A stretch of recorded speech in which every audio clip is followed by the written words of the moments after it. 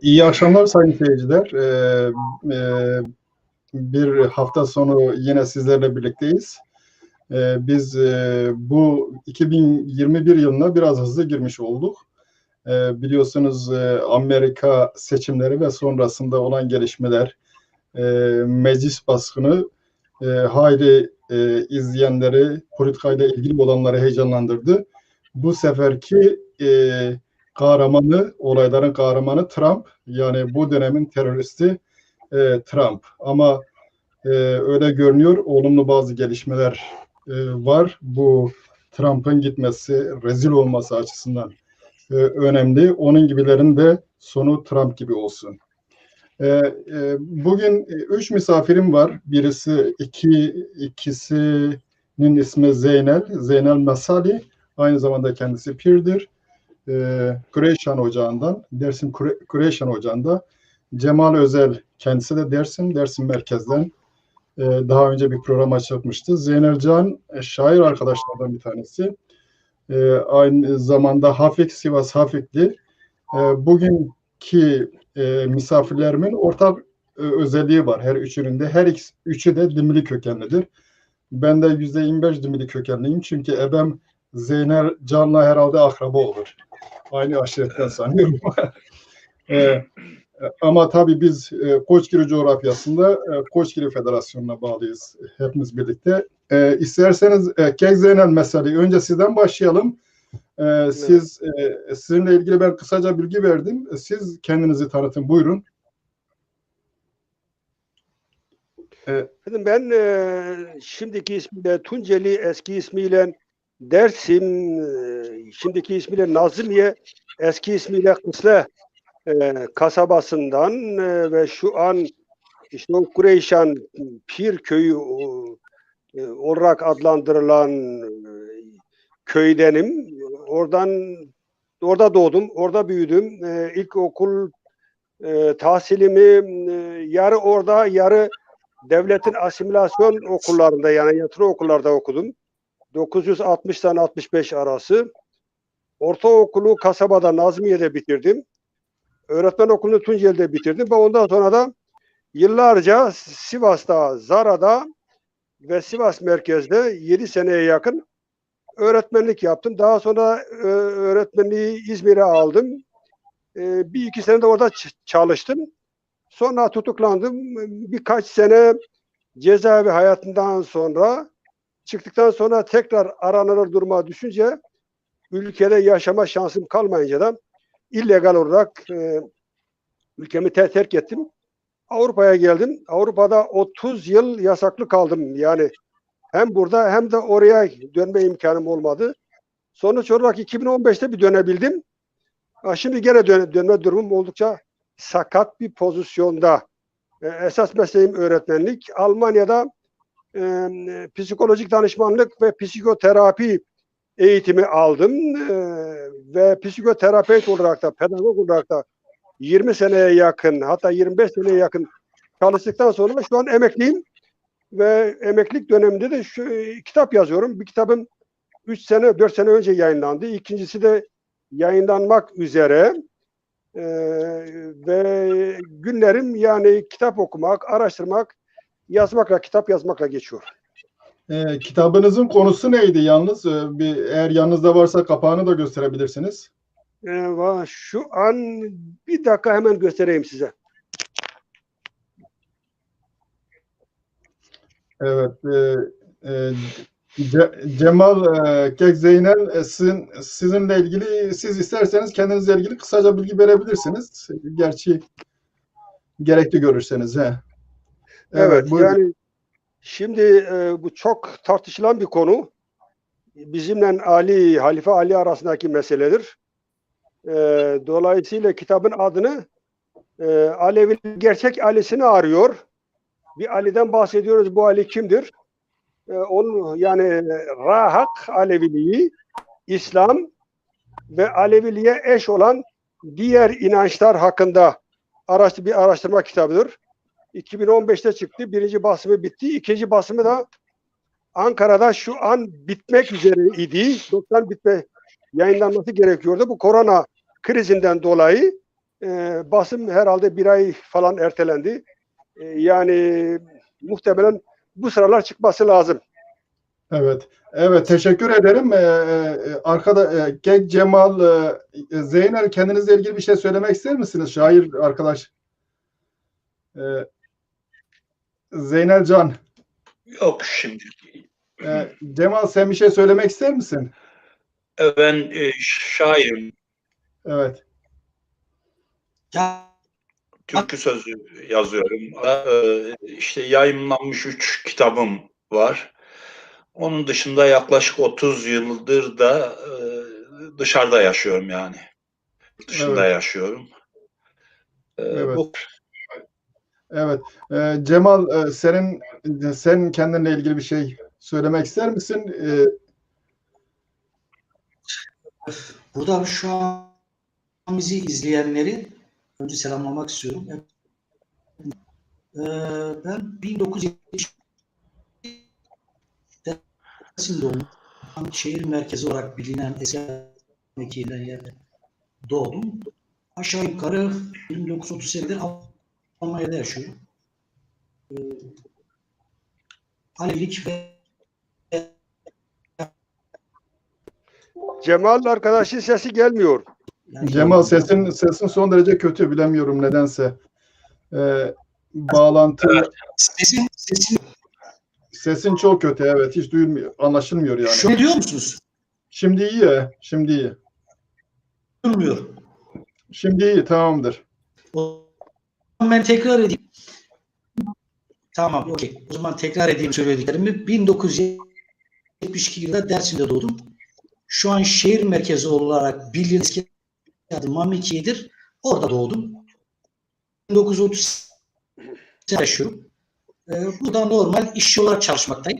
Mesela bir takım araştırma, yani İranoloji diyelim ha. İran dinler, diller, tarih vesaire bu ilgili veya işte Ses gene çok kötü. Ses kötü, Cemal, ses kötü. Evet, neyse. Ses kötü. Ses kötü. Ses kötü. Neyse, ben şimdi şöyle yapacağız. Biz 10'ar dakikalık seanslar halinde devam edelim. Önce ben Zeynel Mesali'den başlayacağım. Sonra Zeynel Can. Daha sonra Cemal'a döneceğim. Cemal, umarım o zamana kadar senin daha iyileşir bu ses. Çünkü son derece kötü geliyor.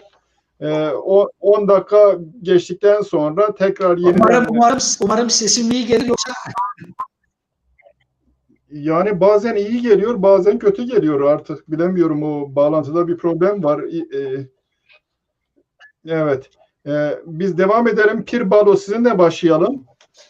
Sizin bu konuda kitabınız da var. Önce şöyle sorayım. Alevilik bir din midir? Alevilikle kırmancılık ya da kırmancılık terimleri arasında ne fark var? Din ise toplumun bütünü müdür? Toplumun bütününü mü kapsıyor? Kimin felsefesi, ideolojisi ve teorisidir? Ondan sonra siz ritüellerle ilgili, tanık olduğunuz ritüellerle ilgili, mesela nikahta ne tür ritüel var? O konuda da örnekler verirseniz iyi olur. Şimdi Aleviliği, yani doğduğumuz aileden öğrendiğimiz, önce onlardan öğrendik. Ondan sonra öğrendiklerimizi resmi inanç ya da dinle yan yana koyduğumuz zaman, velhasıl her ne kadar Muhammed'den, Ali'den bahsediliyorsa da, ediliyordu da ve ölülerde her ne kadar işte o yarım yamalak Arapça okuyabilenler çağrılıyordu. Onlar bir şeyler okuyordu. Biz de hiçbir şey anlamıyorduk.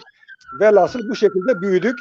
Ama bizim ailemizden gördüğümüz, senede bir kere pirlerimiz gelirdi. Babam da pirdi, taliplere giderdi. Ben babamla çocuklukta birkaç kere gittim taliplere. Babam tek kelime Kürtçe bilmezdi. Bizim o civardaki insanların, babamın yaşındakilerin hiçbirisi Türkçe bilmezdi. Hepsi de pir idi ve hepsinde talipleri vardı. ve taliplerine gittikleri zaman da kendi ana dillerinde dualarını veriyorlardı. Mesele buydu. Bu şekilde büyüdük. Sonuçta okula başlayınca da okulda din derslerine baktık. Din derslerini veriyorlardı. Din derslerinde bize öğretilen şeyler bizimle kesinlikle alakası olmayan şeylerdi. Tamamen yabancıydı ve bizim yaşayarak öğrendiğimiz o rahaki, yani şimdi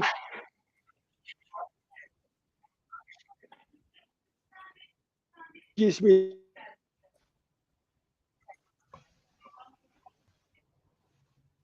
Evet, sizin de dondu. Zeynel. şekilde değil mi? Bir Nejat Bir Doğan vardı. Ondan sonra birkaç şey daha vardı. Yani bizden çok çok yaşlı olanlar idiler. Onların birkaç tane konuşmasına katıldım. Seminer şeklinde verilen şeylerine katıldım. Ve onlardan ben birçok şey öğrendim ve yavaş yavaş bizim inancımızın İslam'la bir alakası olmadığını fark ettim. Ama savunamadık tabii. Yani o zamanki bilgimizle, o zamanki tecrübemizle, o zamanki sevgimizle zaten şeye karşı bir teori üretmemiz, fikir üretmemizle düşünülemezdi. Çünkü bilinç seviyemiz, bilgi seviyemiz çok çok çok düşüktü. Bir kere Türk okullarına başladık. Türk okullarına başladığımız zaman tek kelime Türkçe bilmeden başladık. Türkçe öğrenelim. Türkçe öğrendikten sonra Türkçe okula devam etme, Türkçe imtihanlara girme, Türkçe meslek öğrenme. De tabii bir hayli ana dilimiz olmadığı için de çok çok yani Türklere ana dili Türkçe olanlara nazaran epeyce de geriden seyrediyorduk. Bu da bir gerçek. Velhasıl öğretmen olduktan sonra ben ilk kez yani daha doğrusu şöyle başlayayım, bir noktayı belirteyim. 1969'da ben öğretmen okulu 2. sınıftayken bir Türk Sultan Abdal piyesi hazırlanmıştı. Rahmetli olanlardan Cilasun başrollerdeydi. Erdoğan Bakırcı vardı. Şah Turna falan vardı. Organize edenlerin arasında o zaman avukat olan Kemal Burkay vardı. Bu piyes Elazığ'a geldiği zaman devlet tabii oradaki o ülkücülerden ve maalesef bizim Kürtlerden de örgütlediği, yani Müslüman Kürtleri de örgütlediği gruplar tarafından saldırıya uğradı ve Elazığ'da piyesi oynatamadık. Ondan bir hafta sonra hatırlıyorum 23 Ağustos 1969'da da Tunceli'de oynayacaktı. Tunceli'de de devlet yasakladı. Devletin bunu piyesi Tunceli'de yasaklamasında, yani orada bir Tepebaşı sineması vardı. Orada tabii biz önce polislerle kavga ettik. Sonra jandarmalar geldi. Velhasıl birbirimize girdik. Jandarmaları, polisi hepsini toparlayarak dayakla velhasıl hükümet binasından şuradan buradan çıkar, hepsi Tunceli'de merkezde o bir karakol var 3-4 katlı. Hepsini hepsi oraya kaçtı. Kavga büyüdü. Bizim silahımız falan yoktu. Ben daha o zaman işte aşağı yukarı 16 yaşlarındaydım. Evet. Ondan sonra akşam saat 7'de başlamıştım. Gece yarısı saat 10'da Bozat'tan, Elazığ'dan ve Erzincan'dan ancak binlerce asker geldi ve olay o şekilde bastırıldı. Tabii biz 14 yaralı bir de ölü verdik. Yaralılar arasında ben de vardım. Yani Aleviliğimizi o zaman yavaş yavaş öğrenmeye başladık. Yani eğer biz hakikaten yani Alevilik, şimdiki adını söyleyeyim. Ben bu Alevi kelimesini aslında fazla kullanmak istemiyorum. Yani bizim yolumuz hakikaten İslam'sa bu İslam niye bize bu kadar saldırıyor? Mesela buydu. Halil Öztoprak'ın kitaplarını okumuştum ilk etapta. Daha sonra Cemşit Bender'in kitaplarını okudum. Velhasıl yani hepsi de İslam'ın dışına çıkamayan kitaplar idi. Cemşit Bender için aynı şeyi söylemiyorum. Cemşit Bender orada biraz daha radikaldı. Yani yolumuzun başka bir şey olduğunu yazıyordu ama ismini koymuyordu. O da vardı işin içerisinde. Velhasıl öğretmen olduktan sonra ben 1971'in sonunda Sivas'a öğretmen olarak tayin edildim. Oradan Zara'ya geçtik. Velhasıl o dönemlerde de Alevi-Sünni çatışması çok yoğundu. Benim öğretmenlik yaptığım köy kendisi esasen Ermeni asıllı bir köydü ama Sünnileşmiş ve Türkleşmiş bir köydü. Onlarla anlaşamadık. Yani nereye gitsek her taraftan bir küfür alıyorduk, bir şamar alıyorduk. Tabii bunda benim kabul etmem gerekmiyordu. İlk köyde Ozan Veysel Şatıroğlu'nun vefat ettiği gün sürgün edilmiştim. Onu iyi hatırlıyorum.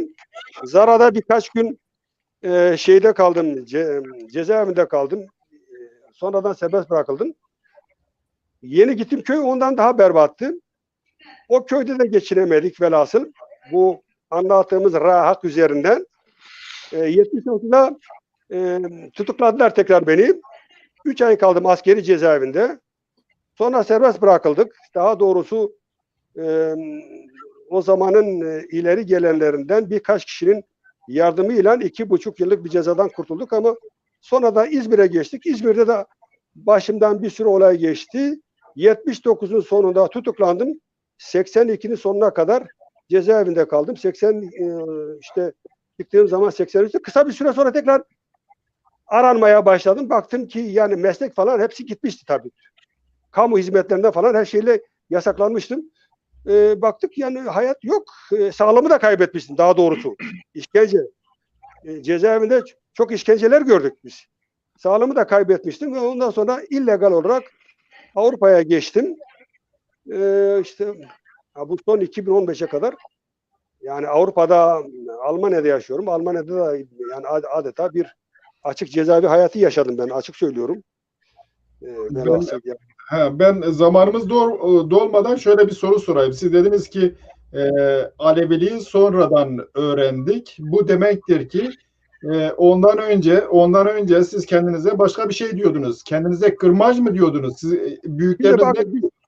büyüklerimiz şunu söylerlerdi. Babamdan daha yaşlı olanlar hepsini söylerlerdi.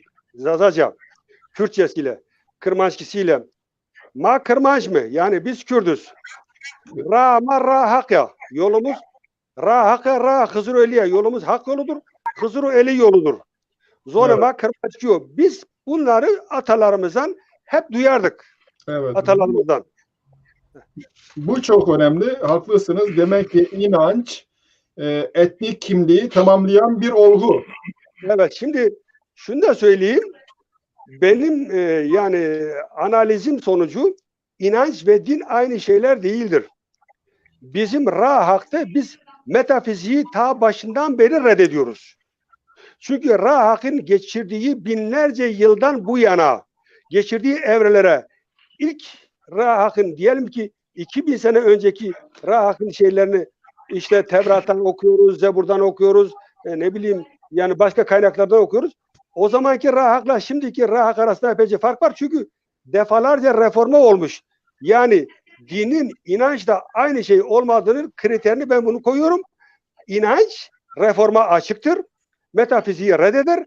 Ama dinler metafizikçidir. Kesinlikle reformu kabul etmez. O yüzden de dinlerde mesela Hristiyanlıkta reform yapıldı ama kanlı yapıldı. Savaştan yapıldı. Devrimle yapıldı. İslam'da da hala mümkün değil yani görüyoruz yani. O bakımdan bizimkisi bir din değil bir inançtır. Çünkü biz metafiziği reddediyoruz.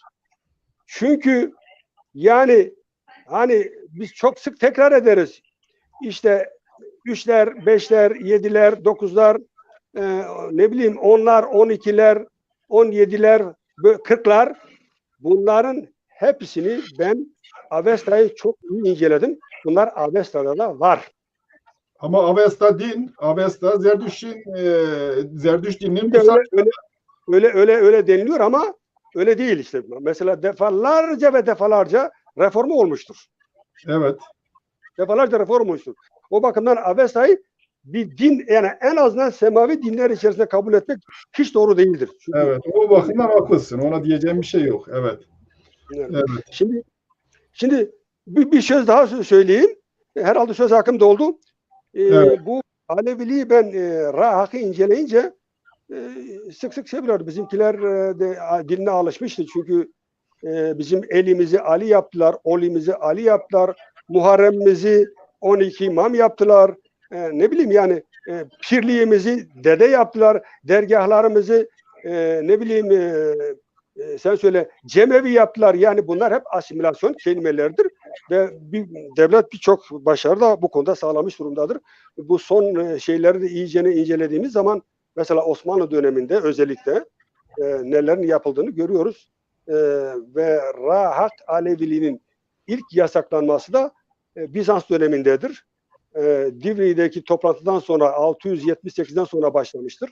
Ondan sonra bizim tüm yazılı kaynaklarımıza yok edilmiş, pirler katledilmiş, bir kısmı kaçmış, bir kısmı binlercesinde Bizans batıya sürgün etti. Bakın şimdi ben İslam ve Ali konusunda ne diyorum? Yani şimdi diyorum ki işte tam da burada Alevilerin dillerinden düşürmedikleri Ali'nin kim olduğu konusu önemlidir. Aleviler Ali derken Halife Ali'yi mi kastediyorlar? Yoksa başka bir Ali mi var? Bu durum belli değil. Çünkü Halife Ali Müslümandı. O kayınbabası Muhammed ile beraber İslam'ı ve İslam'ın anayasası olan Kur'an'ı hazırlamış ve yaymışlardı. Her şeyden evvel de İslam'ın tüzüğü olan şeriatı en çok koruyan, kollayan ve ona göre hareket eden Halife Ali'nin kendisiydi. Yani Ali'de bugünkü Sünni İslam'ın her şeyini nüshasına kadar görmek mümkündür. Kaldı ki namaz kılarken öldürülmüştü. Ali ve İslam bağlantısı bu kadar açık iken Ali'nin bugünkü ismiyle Alevilik olarak tabir edilen bu inançla gerçekten nasıl ciddi bir bağlantısı olabilir? Şimdi bu konuları, şimdi bu iki inancın ne olduklarını ve köklerine bakalım diyorum ve ondan sonra da İslam'ı anlatıyorum. Ondan sonra da Rahak'ı anlatıyorum ve aradaki farkı koyuyorum. Buradan keseyim, biraz zamanı geçmiş olduk ama tekrar döneceğiz. Siz gene açıklarsınız. Zeynel Kek, Zeynel size gelelim. Şimdi siz ne dersiniz? Pir Balo din değildir dedik. Çünkü yani değişebiliyor. Değişebilmesi doğma olmadığını gösteriyor.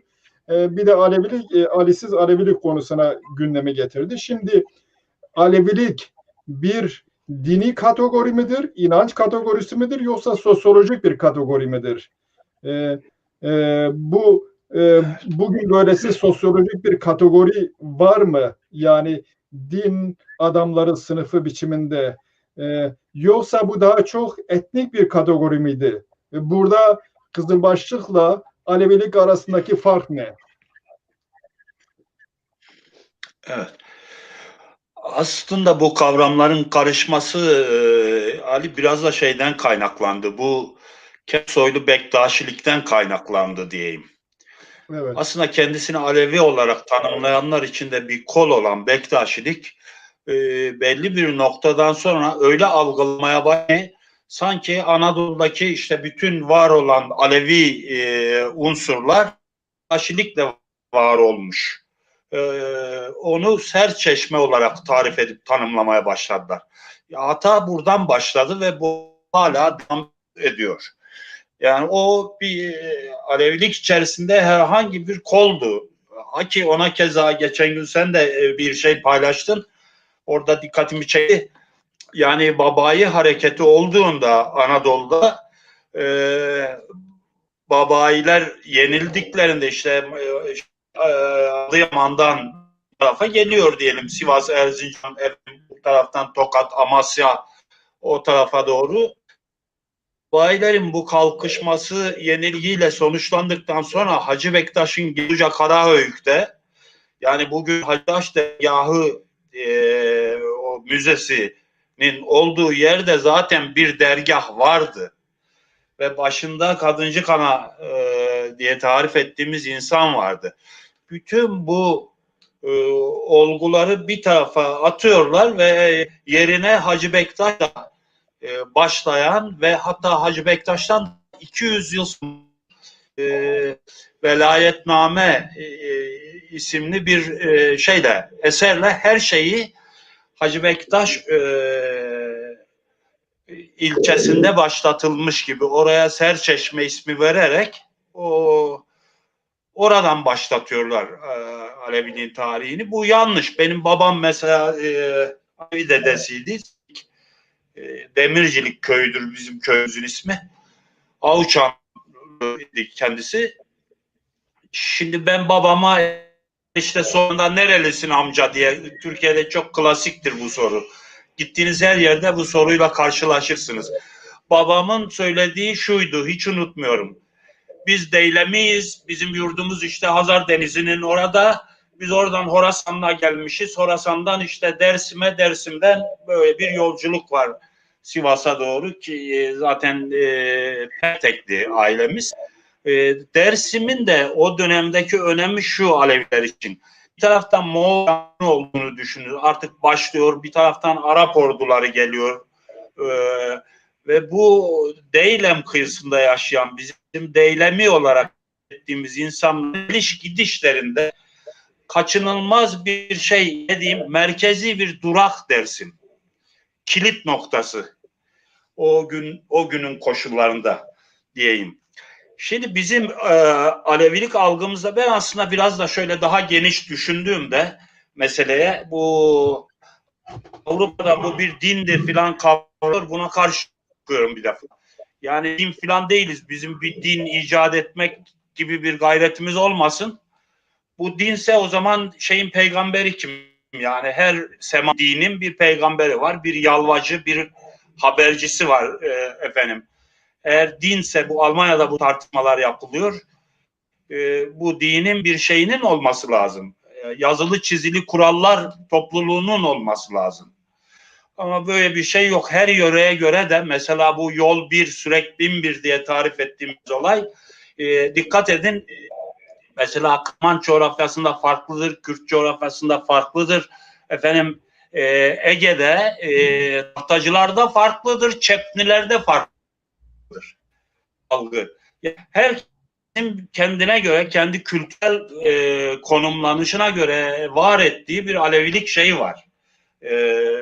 Duruşu ve kavramı var. Bunlara biz ne diyorduk? Geçmiş sırlanma ettiğimiz bir şey vardı. Hani Ali ilişkisine geldiğimizde ben bu tartışmaları vahdedi vücut kavrayışıyla ele almak istiyorum. Yani Tanrı insan dediğiniz anda zaten Ali'ydi, Mehmet'ti, Hasan'dı, Hüseyin'di, bunlar şey yapıyor. Nedir o? Bunlar belirsizleşiyor zaten. Tanrı insan dediğinizde, yani bunu neyle ifade etmişti Hallacı Mansur? Enel Hak kavramıyla ifade etmişti. Enel Hak dediğinizde ben oyum diyorsunuz. Hatta bir adım ileri gidiyorsunuz. Onun bile demediğini, ben dostun cemalinde Tanrı'nın tecelli ettiğini görüyorum diyorsunuz. Mesela hurufiler vardı biliyorsunuz. Bu Fazlallah huruf ki bu Mansur'u, Nesimi'yi çok etkilemiş bir insandır. Onu da her zamanki gibi yani geleneksel İslam çok büyük işkencelerek öldürttü. Fazlallah hurufiyi. İnsanın önemi ve hani bu 3'ler, 5'ler, 7'ler, 40'lar diye tarif ettiğimiz bizim ve Tanrı insanın cemalinde tecelli etmesi olayında işte kaşlarımız şudur, burnumuz budur, ağzımız budur, organlarımızın şeyi budur efendim, yaratıcı özellikleri budur. Yaratanın aslında insan olduğu üzerine yükselen bir şeydi. Biz buna vahdedi vücut felsefesi diyoruz. Yani bu felsefeyi kavradığınızda o zaman zaten sizin oluyor. Nedir o? İslam orduya girdiğinde bizim Anadolu'da olduğumuzu varsayalım ya da bulunduğumuz noktalara İslam ordularının girdiğini varsayalım. Büyük bir şiddet dalgasıyla girdiler biliyorsunuz. Yani çok yoğun katliamlar yaptılar. Buna direnen birkaç insan oldu. O yeri gelirse ona da değineceğim. Şimdi burada şöyle bir yol benimsedi. Oradaki kadim inançını devam ettiren, yani o durup baktı bu adamlar. Bu sırrıymış. Biz neyi şey yapmalıyız kendimize? İki şey var efendim. O dönemde Arap coğrafyasında İslam içerisinde şekillenmiş iki ekol oluşmuş. Bir, Ali taraftarları, buna Şia deniyor işte. Bugünkü aslında Şiiliğin kayıştıran kesim. Diğer tarafta ehli sünna diye bugün kendisini ifade eden Ebu Ömer Osman Emeviye ekolü diye tarif edebileceğimiz, İslam öncesi Ebu Sufyan'ın, yani Muaviye'nin babasının var olduğu, zaten Arap coğrafyasında ekonomik ve ticari gücü elinde bulunduran bir ailenin Muhammed'le kesintiye uğrayan iktidarlarının Muhammed'den sonra yeniden başladığı bir süreç düşünelim. Şimdi bu süreçte Anadolu'da yaşayan o zaman bu Alevi kavramı çok yeni bir kavram. Cumhuriyet sonrası kullanılmaya başladı neredeyse. Abdülhamit döneminden sonra bize biliyorsunuz ışık taifesi yani esas olarak. Işığa, güneşe, ateşe işte tapanlar. Asıl Rafizi, işte Kızılbaş ışık taifesi. Asıl mesela en eski kaynaklarda ışık taifesi olarak geçiyor. Osmanlı'nın kendi gizli yazışmalarında, Selçuklu'da özellikle bu Nizam-ı Mülk Selçuklu Anayasası'nı oluştururken biliyorsunuz Hasan Sabbah gerçeği var orada. Esas tanımladıkları ışık taifesi, Rafiziler, çok tehlikeli adamlar. Hep öyle yani katli vacip Selçuklu'dan bu yana efendim o dönemde İran'a da hakim Büyük Selçuklu İmparatorluğu. Bu tarafa gelin Anadolu Selçuklu Devleti ve onun mirasçısı Osmanlı. Işık taifesi hep yok edilmesi gereken bir şey, tayfa olarak var. Devletin gizli nelerinde, yazışmalarında kendi içinde. Şimdi dolayısıyla ben bu mazlumla mesela Kerbela olayı çok önemli bir kırılma noktasıdır İslam'da. Anadolu'daki Rafiziler, yani bugün Kızılbaşlar, o kırılma noktasında kendilerince mazlum hissettikleri Hüseyin'i alıp sembolleştirmişlerdir. Mesela 12 imam vardır. Kendisini Alevi olarak tanımlayanların %90'ı 12 imamların ismi sayamaz. Sordu. Ama Hüseyin onların hepsinin ötesinde aslında iki isim öne çıkmıştır. Ali ve Hüseyin. Ali isminde de sırlamaya baktığımızda, yani kelimelerin hurufuna baktığımızda Ali yücelik manası içerir. Ali ala, yücelerin yücesi. Yani ben bir dağdan da Ali olarak söz edebilirim. Bir ırmaktan da Ali olarak söz edebilirim. Dağdan akan bir ırmaktan. Bir ateşin merkezinden de yücelik olarak, yüceliğin kaynağı olarak söz edebilirim. Ali kelimesi zaten öyle ya da böyle farklı terimlerle de olsa kullanılan bir. Hüseyin'de de tartışılmaz bir şey buldular. Efendim kendi ne diyeyim ezilmişliklerinin fotoğrafını gördüler orada. İşte çoluk çocuğun katledilmesi ve o çoluk çocuğun katledilmesinden sonra mazluma sahip çıkma kültürü zaten vardır Kızılbaşlarda. Mazlumluğu sembolleştirdiler ve kendilerine aldılar. Hani tıpkı şey gibi daha sonra tanımlanan efsanelerde hani Kırklar Meclisi'ne Muhammed geliyor da sen kimsin? Sen peygambersen bakın çok önemlidir. Git kavmine peygamberlik et. Bizim peygambere ihtiyacımız yoktur. Burada çok önemli şeyler var burada efendim görmek isteyene diyelim. Sen diyorsun ki ben peygamberim. Kimin alemlerin peygamberiyim, öyle şey var biliyorsun işte. Ya da işte Arap kavminin peygamberiyim. Orada aldığı yanıt şudur. Bizim peygambere ihtiyacımız yok. Sen git kavmine peygamberlik et. Ne zaman içeriye alıyorlar? İşte bu efsaneye göre. Ta ki ben yoksul Muhammed'im. Ben de sizler gibi bir garibim dediği anda kapılar açılıyor ve o meclisten içeriye giriyor. Ve orada ayrı bir sembol daha vardır. Bir üzüm tanesinin 40 pay edilip 40'ına da işte dem olarak yetmesi. Efendim. Burada da zaten bu taifenin, Kızılbaş taifesinin en kadim zamanlardan beri inandığı taklık, eşitlik kavramı vardır. Fakat bunlar şeye nasıl yansımış kendisini sırlarken? Hani diyoruz ya biz şeriat, tarikat, işte hakikat, marifet, hakikat efendim. Şimdi pirler demişler ki bu sırrı hakikati bilmek için bu yolda emek harcaman lazım. Bu yolda ben söyleyeyim kafa lazım. Yolun, mücadelenin hakkı men lazım. Şimdi bazıları benim büyük bir şaşkınlıkla seyrediyorum onları. Yani iki kelimede bazı kavramları açıkladığını düşünüyorlar. Ve o zaman bizim 1000 yıllık geleneğimiz nerede kalıyor? Evet. Yani nerede kalıyor o zaman? Yani biz reddedelim o zaman pirlerimizi, efendim bu gerçeği bize taşıyan unsurları tamamını reddedelim. Evet. Zeynep mutlaka sizin anlatacağınız. Adaşım Zeynel abinin söylediği şu kavramı da çok evet kabul ediyorum. Cem bizim dergahlarımızla alakası olmayan dejenerasyon kaynağı olmuştur artık. Ona sonradan geleceğiz. Biraz zamanımız geçti. Sonradan tekrar siz aklınızda tutun. Ona tekrar değinirsiniz. Biraz zamanınız doldu. Kusura bakmayın. Şimdi Cemal, ben size geleyim. Yani sizinle ilgili aslında başka bir sorum vardı ama soruyu açıyor. Bu ne dersiniz? Yani Muhammed'e diyorlar sen git kavmine başkanlık et. Demek ki bu kavim başka bir kavim. Ona bu lafı söyleyen. Bir. Biz Alevilerle ilgili bir teolojik şeye göre Şiit'ten geldiğini, 40 kişilik bir grubun olduğunu, ondan bu işte aslında Kürtlere aittir bir kavmin oluştuğu anlatılıyor. Değil mi? Diğer 72 milletten farklı olarak 73. millet olarak bir 40 kişi var başta. Bu dolayısıyla Kürtler. İkincisi bir Ali var. Bu Ali Tanrı mıdır yoksa 1001 isimden biri midir? Tanrı'nın zuhur ettiği 1001 vücuttan biri midir? Ne dersiniz buna?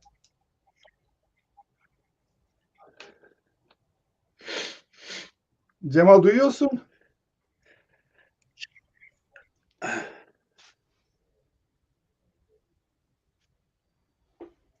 Cemal şeyi açman lazım. Mikrofonu açman lazım.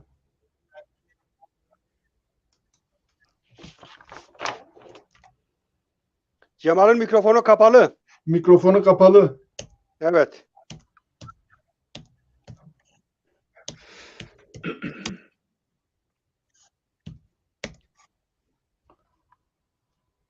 Mikrofonu aç diye yazacağım da Türkçe'ye geçeyim neyse.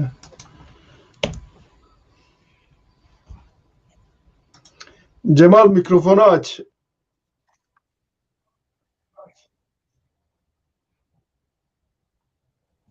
Şimdi açtı herhalde. Şimdi Cemal, duyuyor musun şimdi?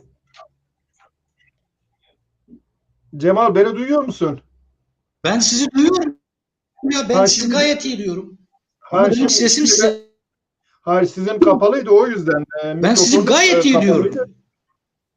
Şimdi benim sorum şuydu. Bir Ali acaba çünkü literatürde geçiyor. Şimdi şu an geliyor mu? Evet, geliyor. Seyit Kılagöz'ün şimdi ben şöyle konuşalım. Evet, Seyit Kılagöz burada mesela Erdal Gezik de vermiş. 1001 isimden bahsediyor. Yani Tanrı 1001 isimde zuhur ediyor.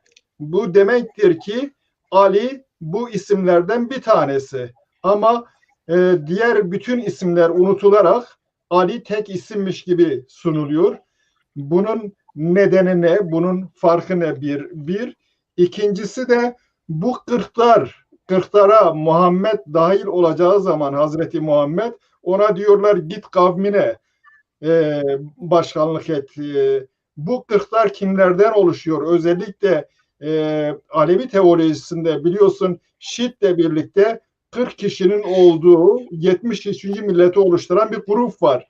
Bununla mı ilişkili o zaman başlangıç bu Muhammed'e bu sözü söyleyen o zaman belli bir etnik gruba dahil. Belli bir etnik grubun unsurlarını oluşturuyor. Ne dersiniz bu konuda? Çünkü orada etnik vurgu var. Git kavmine başkanlık yap derken. Cemal duyuyorsun? Cemal dondu gene. Evet. Cemal dondu gene. Cemal dondu gene. Şimdi o zaman ben Kek Zeynel Cemal duyuyorsun?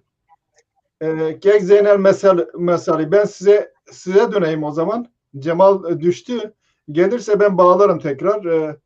Evet. Siz ne dersiniz? Git kendi kavmine başkanlık yaptı denildiğine göre bunu söyleyenler hangi kavme mensuptu? Hangi kavmin mensuplarıydı? Bir bu. İkincisi Ali bin bir isimden biri değil mi? Şimdi Çünkü bin bir isim deniliyor. Şimdi sorunuzu anladım. Evet. Şimdi bu soruya etraflı bir cevap vermek gerekirse İslam'ın peygamberi Muhammed'in peygamberini ilan etmeden önceki 20 yıllık dönemine bakmak lazım. Muhammed 20 yaşına gelince, yani 19-20 yaşına gelince Hatice ile evleniyor. Hatice'nin ekonomik durumunun iyi olmasından dolayı artık ondan sonraki şeyini kendisini peygamberliğime hazırlamaya çalışan biridir ve çok akıllıdır, çok zekidir. Bunları böyle kabul etmek lazım. Yalnız çocukluk dönemi çok zor geçen biridir. Annesi Muhammed'de hamileyken, 6 aylık hamileyken babası ölüyor. Muhammed doğduktan sonra 5 yaşına geldiği zaman da annesi vefat ediyor. Ve sonuçta Ali'nin babası Ebu Talip Muhammed'i yanına alıyor ve büyütüyor tabii. Ebu Talip'in de ekonomik durumu fazla iyi olmamasına rağmen yanına alıyor. Ve sonuçta Muhammed Hatice ile evlendikten sonraki hayatına bir bakmak lazım. Şimdi bakın, ben her yazımda şunu yazıyorum. Ezanilik, Kakailik, Yaresanilik, Yahudilik ve bizim Rahak, bunlar nüans farkları hariç birbirinin aynısıdır. Bu ispatlı. Önümüzde duruyor. Yani bizim Dersim'deki Rahak Alevileri, ben bu Alevi Rahak'ı inananlarının yaptıklarının hemen hemen aynısını Yahudiler de yapıyor. Şimdi Muhammed o tarihlerde yani Muhammed'in biyografisini yazan, Muhammed'in hayatını yazan ünlü İslam alimleri bunun ekseriyetinde Hatice'den aktararak yazıyorlar. Ayşe'den aktararak yazıyorlar. Muhammed Hatice ile evlendikten sonra 20 yıl süreyle Hıra ve Havra'daki mağara diyorlar. Onlar mağara falan filan değil. Onlar Yahudi, yani Rahak şimdiki adıyla, onların oradaki dergahlarıydı, ziyaretleriydi. Yani Dersim'deki Düzgün Baba, Laleş'teki Şengal'deki Laleş neyse, Hıra ve Havra tepelerindeki o mağara olarak tabir edilen yerler, orada çok ünlü filozoflar vardı. Ve Muhammed 20 yıl süreyle oraya gidip geliyor. Mesela Hatice şunu diyor ki yanına yeteri kadar yiyecek alırdı her seferinde. Giderdi, günlerce gelmezdi. Ve bu net 10 sene devam etmiş. Bruto 20 diyelim ama net 10 sene devam etmiş. En sonunda peygamberini ilan edecek gün diyor ki ben gideceğim, akşam döneceğim.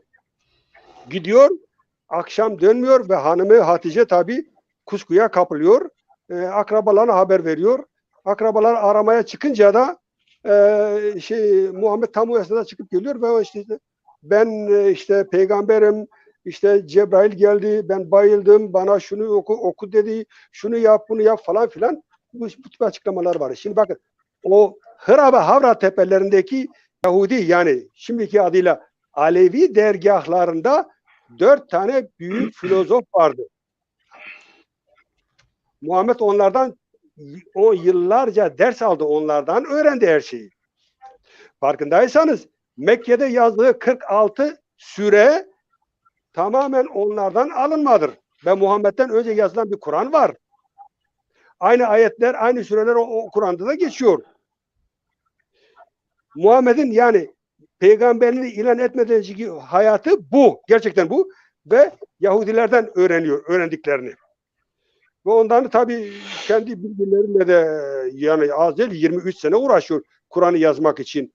O 23 senedeki hayat tecrübesine dayandırarak her gün ya da 2 günde bir ya da böyle bu şekilde Kur'an'ı tamamen yazıyor. Yani hatta bir dönem daha henüz Mekke'deyken bir ara bunalıma düşüyor ve intihar etmeye kalkıyor. Ve Muhammed 9-10 yaşlarından sonra da bayılıyor. Yani sara hastası. Ve çocukluktan dolayı da o çok ağır bir çocukluk döneminden dolayı da ayrıca da psikolojik rahatsızlıkları olan birisi. Neyse onları bir kenara bakalım. Yani Muhammed peygamberini ilan etmeden önce şeylerden öğreniyor. Şimdi biz kendi alevimize geçelim. Bakın şimdi İslam bize nasıl ulaştı? Bunu bilmek lazım. Ben eminim hepiniz çok iyi biliyorsunuz. İslam'ı Arap Yarımadası'nda yayan Muhammed ve Ali'dir. Bu ikisidir. Ömer, Hamza, Osman onlar sadece yardımcıdır. Gerçekten yardımcıdır. Esas olarak Muhammed ve Ali'dir. En çok savaşan Ali'dir. Medine'de 700 Yahudi'yi bir de kadın 701 insanı kılıçtan geçiren Ali'dir. Hayber Kalesi'ni ne Ömer alabiliyor ne Hamza alabiliyor. En sonunda Ali alıyor ve orada o Yeditepe'de binlerce insanı kılıçtan geçiriyor Ali. Erkekleri kılıçtan geçiriyor. Kadınlar cariyeleştiriliyor. Çocuklar köleleştiriliyor. İslam bu. Bu İslam, İslam'ın peygamberi Muhammed'in vefatından sonra ilk saldırı Sasanistan'a başlıyor. Aslında saldırıyı Muhammed kendisi planlamıştı. Ordusunu toplamıştı. Hani tarihçiler Suriye seferi yazar. O zaman Suriye, Irak, İran'ın batısı, Horasan oralar tamamen Sasanistan'a ait. Suudi Arabistan'ın doğusu da öyle. Sasanistan bölgesiydi. Şimdi Muhammed oraya sefer yapma hazırlığındayken hastalanıyor. Ondan sonra da hastalığı ağırlaşınca da vefat ediyor. Ölüyor yani. İlk halife Ebu Bekir'dir. Ebu Bekir'in halifeliği çok kısa bir süre sürüyor. Ondan sonra Ömer 634'te halife oluyor. Hemen Sasanistan'a sefer başlatıyor. Şimdi Sasaniler çok basit yenildiler. Niye çok basit yenildiler? Sasanilerin büyük bir ordusu 629'da daha Muhammed hayattayken İstanbul'u kuşatıyor. O kuşatma 630'a kadar devam ediyor. Sonra Bizans o kuşatmayı yarıyor. Ve Sasani ordusu İzmit'e çekiliyor. İzmit'te de gerilla savaşı ile tamamen böyle sekteye uğratılıyor ve darbeleniyor. Yani Ömer'in Sasanistan seferi, Kürdistan seferi, İran seferi başladığı zaman Sasanilerin büyük ordusu İzmit önlerinde darmadağın edilmişti. Sasanistan'da kalan kısmı çok az küçük bir bölümüydü. Ömer de bu fırsat hatta parantezde belirtiyorum. İslam'dan yani Halife Ömer dönemindeki Emeviler ile Bizans arasında bir de anlaşma var. Sasanilere karşı. Evet. Ve tabii Ömer çok rahatlıkla o Kasidiye'deki zaferi kazanıyor. Peş peşe bir savaşı kazanıyor. Ondan sonra Sasanistan'da soykırım uyguluyor. Gerçekten bakın ben bu sözü her zaman söylüyorum. Diyorum ki İslam Kürdü tabii kimisi Zaza diyor. Benimsi Zaza Kürt'ü, Kürt'e Zaza'dır. Kürdü Kürdistan ile beraber toprağa gömdü. Bakın bizim Dersimlerin bir sözü vardı.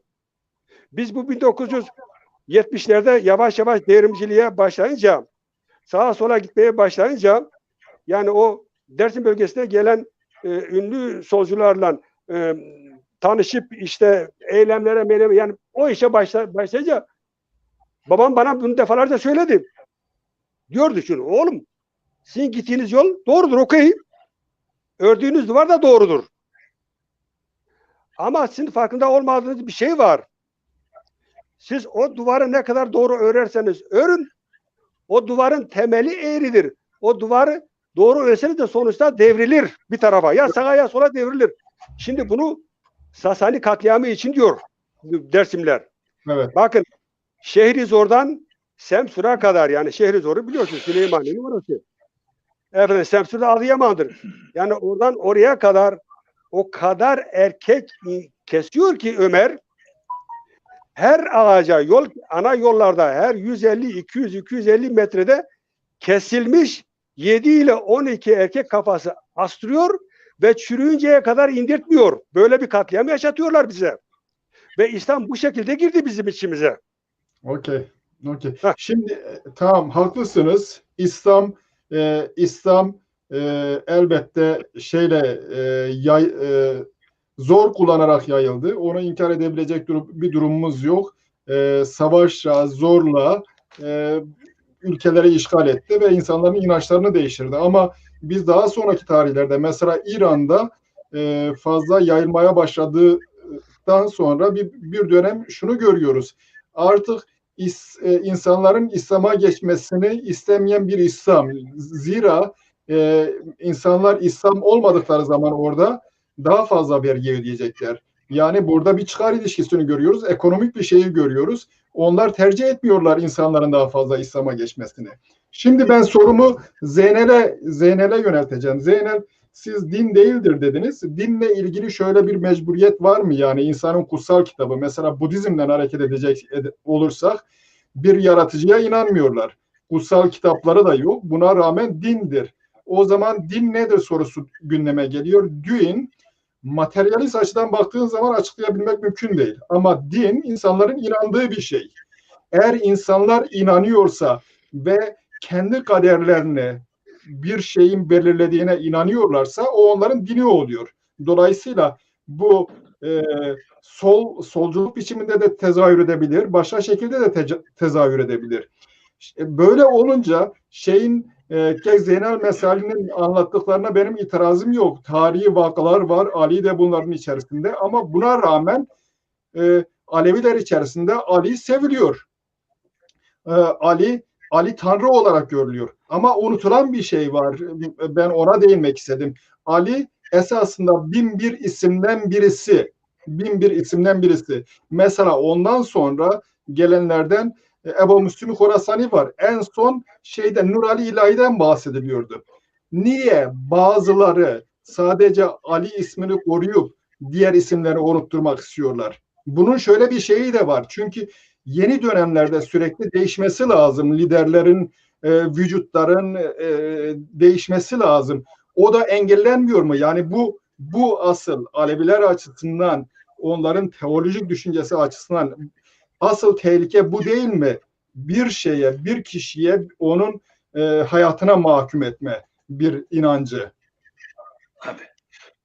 Şimdi bizim Ali devreye diye tarif ettiğimiz şeyde mutlaklık zaten yok. Evet. Mutlaklığın olmadığı yerde de şeyden söz etmek mümkün olmuyor. Yani bu tür işte bir yasal çerçeve bizim inancıdır, işte habercisi budur. Bundan söz etmek mümkün değil. Bu yüzden yol bir, sürek bin bir gibi bir çözüm bulmuşlar. Bu adamlar düşünen insanlar. Son derece kafa yormuşlar. Yani içinde bulundukları zamanın çok ötesini görebiliyorlar aslında, düşünsel olarak. Belki azınlıkta kalıyorlar, belki katliamlara uğratılıyorlar ama düşünce olarak içinde bulundukları dönemlerin hep ilerisindeler. Hep bir defa barışçıl oldukları için de bu, yani çiçeğin yaşam hakkını savunuyor, hayvanın yaşam hakkını savunuyor, kadını kendisi olarak görüyor, onu yüceltiyor. Bilinen tek tanrılı dinlerle hiç alakası yok. Baktığında, bu inanca baktığında. Çünkü bilinen tek tanrılı dinler üçünde de şeytanlaştırılarak var edilmiş.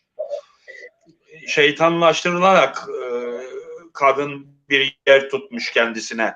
Halbuki burada mesela biz biraz önce dedim, Hacı Bektaş Anadolu Baba isyanı yenildiğinde, ağabeyisi Sivas'ta idam edildiğinde, Menteş Bey halifelerinden birisiydi Baba İlyas'ın. Oradan sonra kendisi bilinen bir yere geldi, yani bildiği bir dergaha geldi. O dergah orada vardı. Kim bilir kaç yüzyıldır vardı ve o dergahın başında bir kadın ana vardı.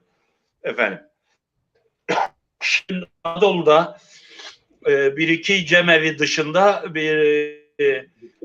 bu kadının bizim varlığımızın kadın yüceltmesi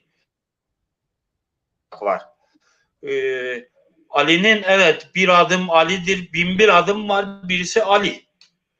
Yani Ali ne? Yücelik, yani benim 1001 tane adım var. Bir tanesi de yüceliğimi içeriyor. İşte mesela Araplar söylerler ya 99 ismi var Arapçada.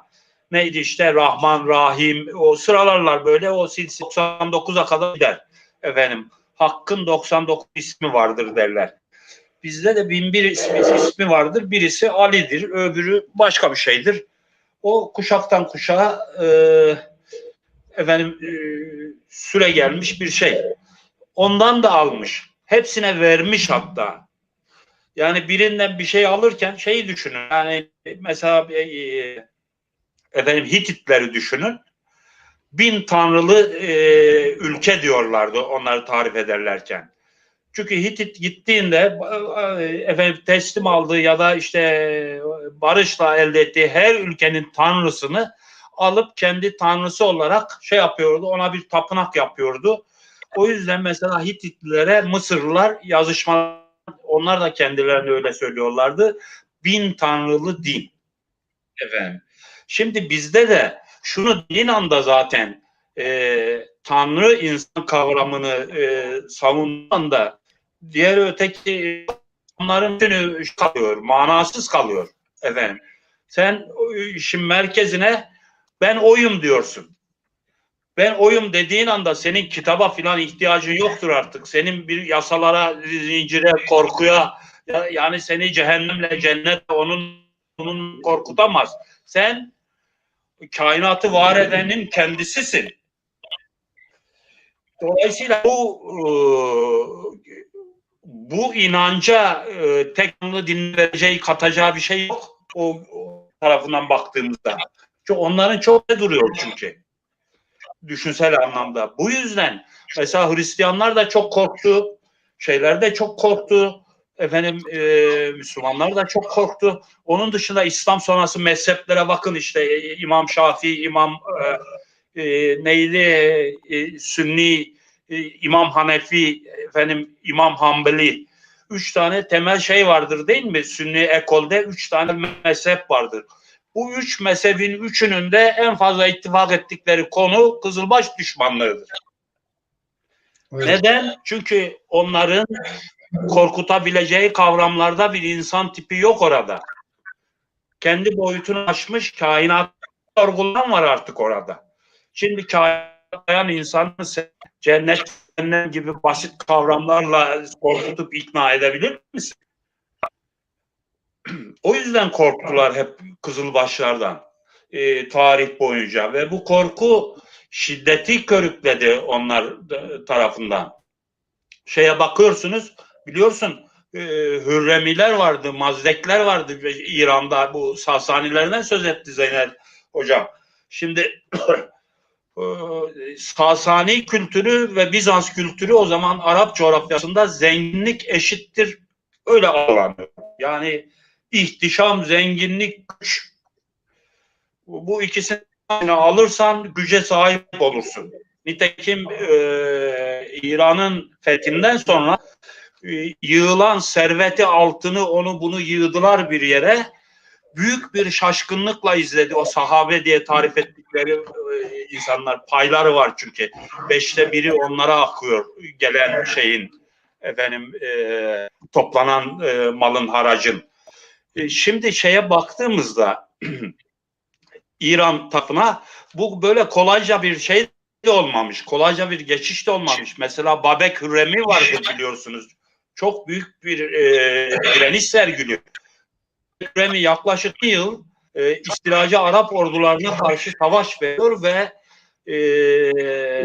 Arap vakanüvislerin, tarihçilerin yazdığı 500 binin üzerinde Arap askerini, oraya gelen askeri katlediyor. Daha sonra yakının büyük paralar ödeyerek satın alıyorlar ve işte yenilgi sonrasında yerini öğrenip Babek Hürremi'yi alıp Şam'a Memun zamanında Halife Memun büyük bir üzerine süslü elbiseler giydirerek bir filin üzerinde bayram edasıyla şeye getiriyorlar Halife Memun'un huzuruna ve şöyle bir sorguda şöyle bir şey var. Çok önemli bir anekdottur o.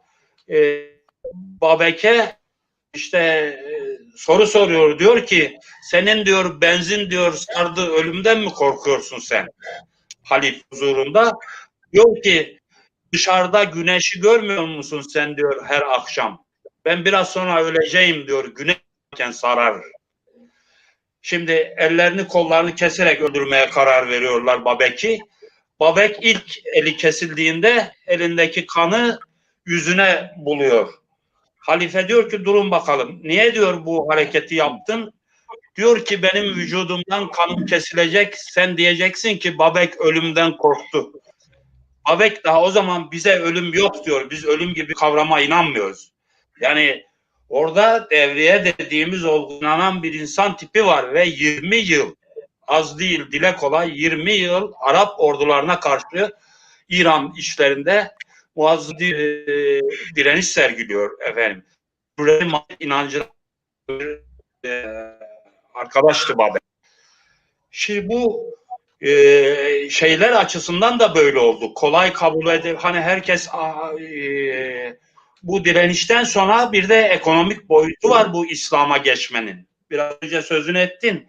Şimdi Osmanlı mesela efendim bir Müslüman 1/3 vergi ödüyordusa bir şeyin malının neredeyse 2/4'ünden fazlasını vergiye alıyorlar. Biz 1950'li yıllarda yaşadık ya varlık vergisi diye. Gayrimüslim unsurlardan sistem, bunu Selçuklu da yapıyordu, bunu Osmanlı da yapıyordu. Müslümanlardan aldığı verginin çok çok fazlasını aldığı için bir miktar insan ekonomik olarak bu rendeleden kurtulmak için Müslümanlaşmayı tercih etti. Ama o kendi inancını işte bir şekilde devam ettirdi insanlar gizli gizli efendim. Şimdi bizde bu süreçte yaşanmadı aslında. Şey gelene kadar aslında Osmanlı'da, Selçuklu'da bizim Kızılbaş diye tarif ettiğimiz kesime Cumhuriyet kadar diz çöktüremedi. Yani onlar devletin dini sünniliktir, münniliktir demediler. Bir Müslümanlık kavrayışları vardı. O Müslümanlık kavrayışı haraçla, parayla orantılıydı. İmparatorluk düşünceleri de olduğu için bu imparatorlar diyorlardı ki bizim şeyimizde mecusiler de olur, işte onlar da olur, bunlar da olur, bir sürü kavim olur. Yeter ki benim haracımı versin, vergimi versin. Ne zaman devletin dinini sünnilik olarak resmileştirdin ve Diyanet diye bir kurum kurdun, o son darbe oldu. Bizim dergahımız, bizim ibadetlerimiz, geleneklerimiz bu saktan sonra efendim biliyorsunuz dedeler cem tuttuklarında cezaevine atılıyorlardı. Evet. Cumhuriyet döneminde. Evet, haklısın. Bu yasak uzun süre devam etti. Zeynep burada keseyim bakalım Cemal'la bağlantı kurabilecek miyiz? Cemal duyuyor musun? Cemal ben gayet iyi duyuyorum sizi. Şimdi o zaman bir deneyelim. Evet, size gene ben soru sorayım. Biraz önce sormuştum. Evet. Bu Hazreti Muhammed Kırklar Cemi'ne gidip katıldığı zaman orada kendisine gidiyorlar, diyorlar git sen kendi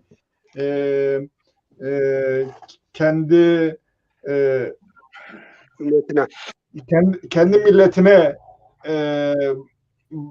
peygamberlik yap. Onun dışında başka bir şeyi daha görüyoruz. Ali'nin mesela 1001 isminden biri Tanrı'nın 1001 isminden biri Ali'dir. Demek ki Ali Tanrı'nın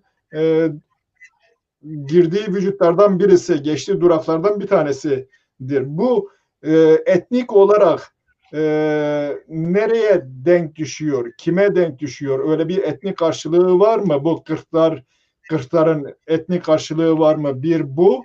İkincisi onu soracaktım. Nasıl Alevilik din midir? Ya da Alevilik bir din grubu mudur? bunun kitabı, tanrısı, peygamberi var mı?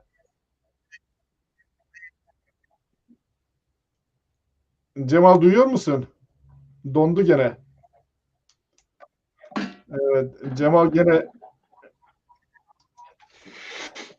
Cemal arkadaşın herhalde ya kompütesi ya da cep telefonuyla yapıyorsa onda yani bir teknik hata var Cemal teknik arkadaşın. hata var. Evet, evet. Onu isterseniz yazılı olarak bildirin. Evet, bildirdik. Bir türlü değişmedi. Pir balığı, o zaman size gelelim. Siz biraz önce yani benim bilgim dışında bir şeyler söylediniz. Şeyi Aleviliği Yahudiliğe bağladınız. Elbette hem İslam üzerinde Yahudiliğin etkisi var, hem de Alevilik üzerinde etkisi var.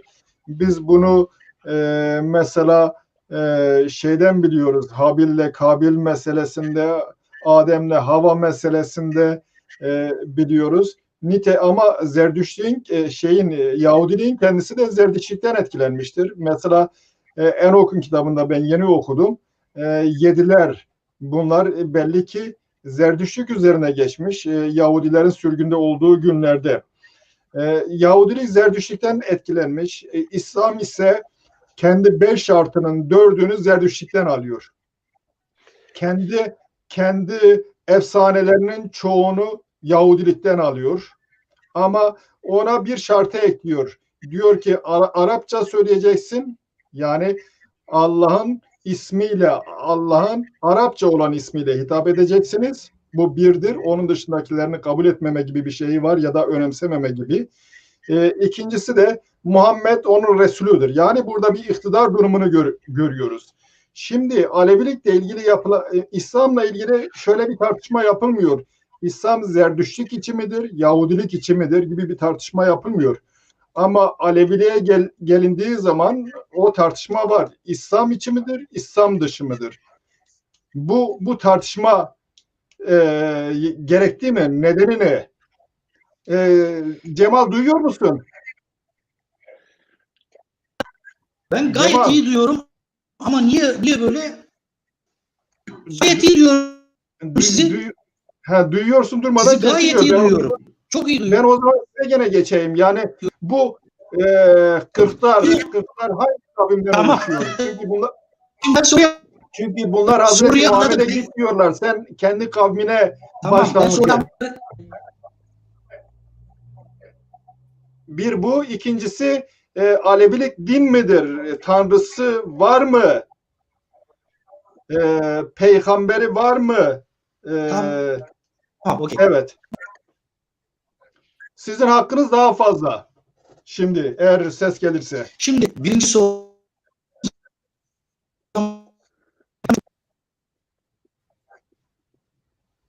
Evet.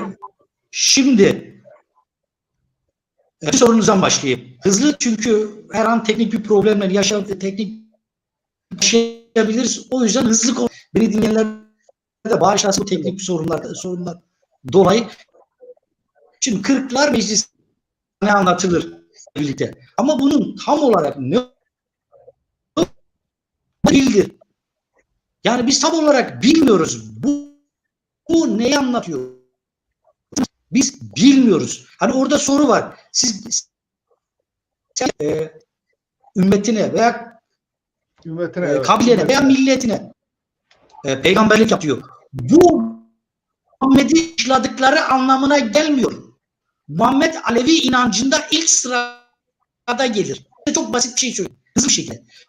Biz de sabah güneş açtığı zaman bir duayla başlar. Hatice Mehmet ya da kurmancısıyla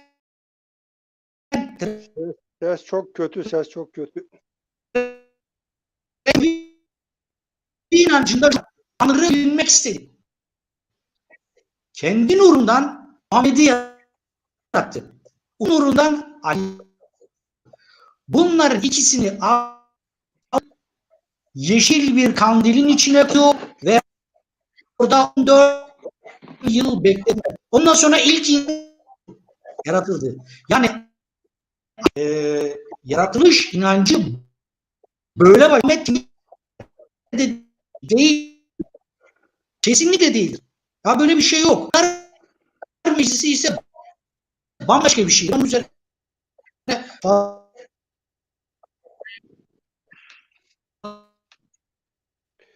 konuşmak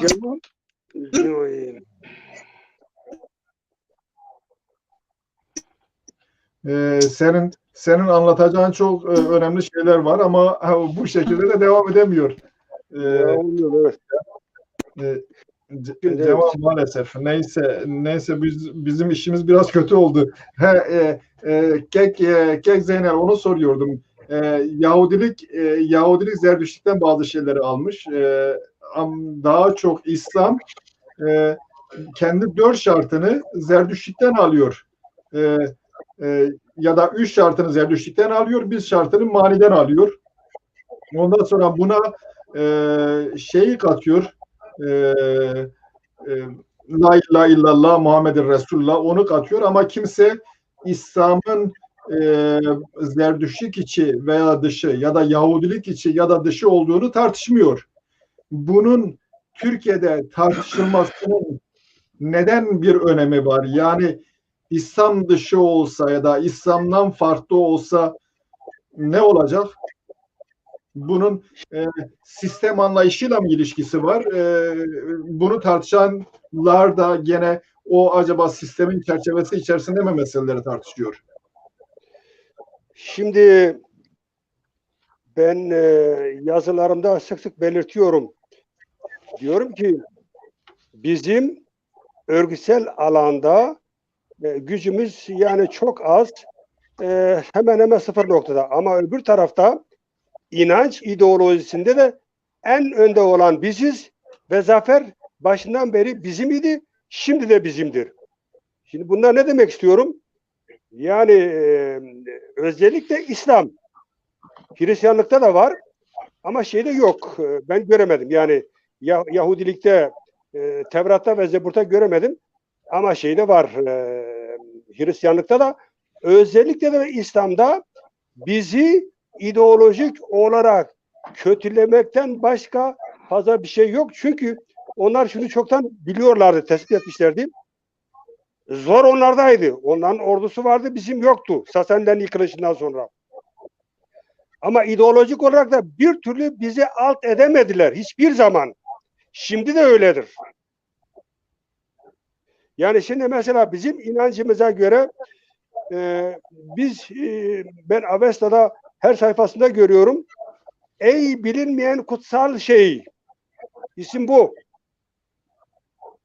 Hitap bu. Yani o yüce yaratıcıya hitap bu. Ondan sonra bizim daha doğrusu şöyle başlamak lazım. Bu 3'ler, 5'ler, 7'ler, 9'lar, 10'lar, 12'ler. Bunlar şeyden önce şu çok önemli. Bir şey takayım.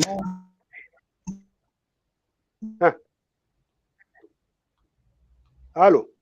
Duyuyoruz. Senin sesini duyuyoruz, evet. Şimdi bakın. Bizim inancımız insan oğlunun gözlerini bu dünyaya açmasıyla beraber açmıştır. İnancımızın bu son yıllarda herkesin ispatladığı, bizim de ispatladığımız çok temel şeyleri vardır. 3'ler diyoruz. 3'ler nedir? 3'ler hani eğer felsefi yönden ele alacak olursak eline beline diline sahip ol. Bu bir. Diğer taraftan da bizim 3 kutsallığımızı tarif ediyoruz. Birisi topraktır. Birisi hava ile sudur. Diğeri de ateşten güneştir. Ve bizim birçok yerlerde ismimiz ya ışıktır ya da ateştir ve ateşe tapanlardır. Şimdi 12'lere bakalım. 5'lere bakalım. 5'ler hem tıpla ilgilidir hem coğrafyayla ilgilidir. Tıpla nasıl ilgilidir? 5 duyu organının kendisidir. Coğrafyayla nasıl ilgilidir? 5 kıtanın kendisidir. 7'ler de tamamen uzay ve bir de yerle ilgilidir. Yani zamanın alevileri yer kabuğunun bu üzerinde yaşadığımız dünyanın 7 kısımdan meydana geldiğini ve gökteki, daha doğrusu güneş sistemindeki 7 gezegenden haberi var. Ama bunu nasıl biliyorlar bilmiyoruz. 9'lara gelince 9'lar tamamen tıptır. İnsan vücududur. İnsan vücudundaki 9 tane deliktir. Ondan bahsediyor. 40'lara 12'lere gelelim. Şimdi bu 12'ler Hititlerde, Sümerlerde var. Kasitlerde var. Yani Anadolu'da, Mezopotamya'da bu bizim cemlerin semah şeyleriyle sembolleri taşlarla oyulmuş var. Birçok yerde anıt olarak var. Bunlar ispatlandı, ortaya çıkarıldı. Herkes biliyor. Mesela 12'ler Hitit skefansı var. 12 tane burç, 12 tane tanrı. Yani tanrı derken onlar o yüce yaratan olarak değil. Her olaya bir kutsallık adanmıştır. Onun adıdır. Onun şu anlamı bu. Bunu Tevrat'ta Musa aldı. Musa'dan sonra da İsa'nın 12 havarisine dönüştürüldü.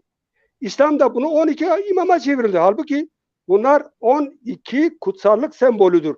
Bunlara burç da deniliyor. Yani bizim inancımız bu. Şimdi az önce şeyle 40'lara gelelim. 40'lar bir hayli önemli. 40'lar Rahak Alevi inancında birçok anlama geliyor. Birincisi, çocuk ana rahmine düştüğü zaman 40 günde beyin ve sinir sistemi oluşuyor. İnsan öldüğü zaman gerçek ölüm ancak 40 günde oluşuyor, meydana geliyor. Yani beynin ölmesi 40 gün sürüyor. Bir diğer anlamı da bizde o cemlerdeki, hani 40'lar cemi diyoruz ya, işte Muhammed'le gitmiş kalıyor. O tamamen bilimsel bir toplantıdır. O inanç, o cem günlerce devam ediyor. Bugün hala medeni dünyada 40 temel bilim dalı vardır ve o bilim dallarından branşlar çıkmıştır. Yani bu 40 bilim dalını, her bilim dalını temsil eden bir kalher vardı. Kalher, yani kal yaşlı demektir. Sadece yaşlı da demek değil. Bugünkü anlamıyla söyleyecek olursak ordinarius profesör Rahak inancında. Ve o cem tutulduğu zaman her bilim dalını temsil eden bir kişi katılıyordu ve yıllık araştırmalarını o cemde anlatıyordu. Yani bir icat yapmışsa, başka bir şey bulmuşsa onu anlatıyordu. 40'lar ceminin bir anlamı da o. Şimdi işte hani anlatırlar ya, işte Muhammed de gitti, katılmak istiyordu. Ali halbuki cemdeydi. Onlar tabii işin biraz tarafı, efsanevi tarafıdır. Yani o Muhammed peygamberini ilan etmeden önce o Hıra ve Havra tepelerindeki o dergahlarda 40'lar cemi de tutuluyordu, diğer cemler de tutuluyordu, ibadet de yapılıyordu. Az önce söylediğim şeyler, yani Muhammed oradan öğrendi ne öğrendiyse. Peygamberliğini onlardan öğrenerek ilan edebildi. Kur'an'ı onlardan öğrenerek yazdı ama tabii sonradan çok değiştirdi. Şimdi gelince, Avesta'ya gelince, Zerdüştlüğe gelince ilk inançtır. Dünyanın ilk inancı. Gerçekten ilk inançtır. On çok değişime uğramıştır. Mesela Mani İsa'dan 440 yıl sonra dünyaya gelen bir zattır, bir filozoftur. Ve dolayısıyla Avesta'nın Zend'ini yazdı. Zend, öz demek, kısa özet demek. Hani bu Zend'den dolayı zendik diyorlar yani. Onu da Müslümanlar küfürle çelişiyor, zındık yapmışlar. Yani velhasıl ilk inanç kitabı Avesta'dır. Ondan sonra da o diğerler. Mesela bana sorarsanız ben derim ki Zerdüştlülüğün Hindistan'a yansıması Budizm şeklindedir. Çin'e yansıması Konfüçyüsüm şeklindedir. Orta Asya'ya yansıması en komiki orasıdır. Yani çok böyle karikatür bir şekilde Orta Asya'ya yansımıştır o Turani halk gruplarına. Oraya yansıması şamanizm şeklindedir. Her yere bir şekilde yansımıştır. Ama kök gerçekten İran'dır. Şunu da belirtmek gerekiyor. Bu dünyamızdan 3 tane Zerdüş gelip geçti. Bizim 1. ve 2. Zerdüş hakkında bir bilgimiz yok. 3. Zerdüş hakkında bir miktar bilgimiz var. Mesela Avesta'nın hangi dilden yazıldığı bugün artık birçok insan biliyor. Birçok bilim adamı biliyor. Avesta'yı İngilizceye, Fransızca'ya çevrilenler biliyor.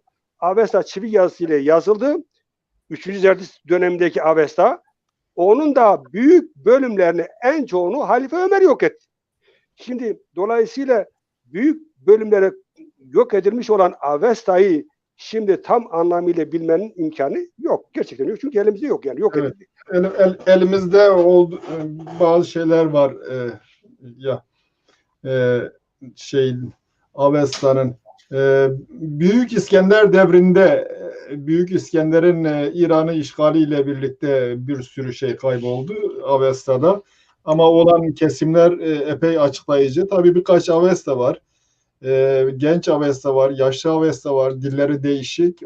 Bir de Zerdüşti literatür son derece geniş. Neyse ona başka zaman değinebilmek mümkün. Cemal'i gene biz deneyelim. Tabii. Bakalım Cemal'i diyecek mi? Evet Cemal.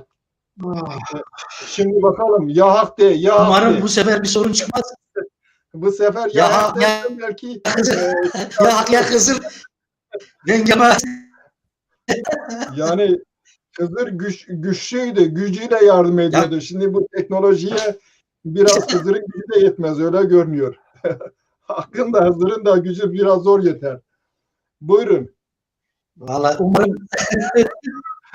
umarım şimdi ben soruları duydum. Umarım kesilmez. Ben Kırklar Meclisi birlikte anlatılan bir efsanedir. Ama biz maalesef bu efsane ile ne bunun üzerine bir takım şeyler iddialarda bulunabiliriz. Ama en nihayetinde spekülasyon bitmez.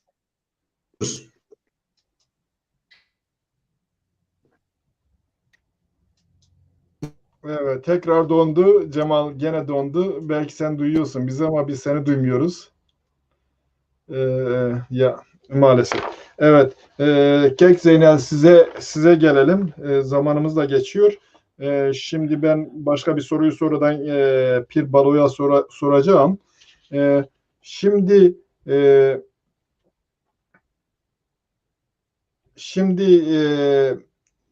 cemevleri yani biçiminde Aleviler örgütlenmiş. Özellikle son dönemlerde Sivas katliamı ile birlikte bu yoğunlaşmaya başladı. 72 milletten bahseder ama cemevlerinin resmi dili Türkçe. Herhangi bir yerde bir cemevinde şunu yapamazsın. Kürtçe dilinde o cemhane ya da civathane ismiyle bir cemevi açamazsın. Buna ilk önce cemevlerinin yönetiminde olan insanlar karşı çıkar. Ve bu cemevinin yönetiminde olan insanlar dışarıya çıktıkları zaman aslını inkar eden haramzadedir der. Ama aslı Kürt olmasına rağmen Kürt olduğunu söylemez. Hatta Türk olduğunu söyler. Şimdi burada bir taraftan eline, beline, diline bilmem ne derken diğer taraftan bu diline derken yalan söylememek ama aslını inkar etmek yalandan biridir. Bu diğer taraftan mesela Kürt ocakları var. Kureyşan onlardan bir tanesidir. Zeynel mesela o ocaktandır. Baba Mansur onlardan bir tanesidir. Kürt bölgelerinde geldiği zaman diyelim Dersim'de Baba Mansur adına açacaklarına Hacı Bektaş ismiyle açarlar. Dolayısıyla bu cemevleri gerçekten neye hizmet ediyor ya da kendini Kürt sayanların bu işte kazancı ne ya da kaybettiği şey ne? Evet. Şimdi bir defa şu algı egemenlerin yaratmak istediği bir algı. Biz yani bu işin mesela ibadetlerin tamamıyla Türkçe gibi algılanması ya da başka bir dille biz diyoruz ki bahçe biz, gül bizdedir. Eğer gerçek arıyorsan 72 dil bizdedir. Evet. Şimdi bütün dillerin kendisi olduğunu iddia eden bir yapının herhangi bir dili kendisine merkez alması ve diğer dilleri ötelemesinin mümkün olmaz. Eğer burada bir öteleme var ise bu her kimse oradan fayda sağlamak isteyen ve o yapıyı çarpıtmak isteyen düşünsel anlamda onun çıkarına ve hizmetine sunulmuş bir yapı olacaktır. Ben o yüzden diyorum mesela Anadolu'da bu işler tartışılırken öyle bir Hacı Bektaş anlayışı yaratılıyor ki gökten zembille inmiş birdenbire. O artık düz duvarları yürütüyor. Efendime söyleyeyim kuş hükmünde geliyor. Kartalları, şahinleri teslim alıyor. Efsanelerle kendi gerçekliğinden kopartılmış bir Hacı Bektaş olgusu var. Ben diyorum ki bu yenilgide Hacı Bektaş kaçıp canını kurtardığında onun sığınacağı dergah zaten orada vardı.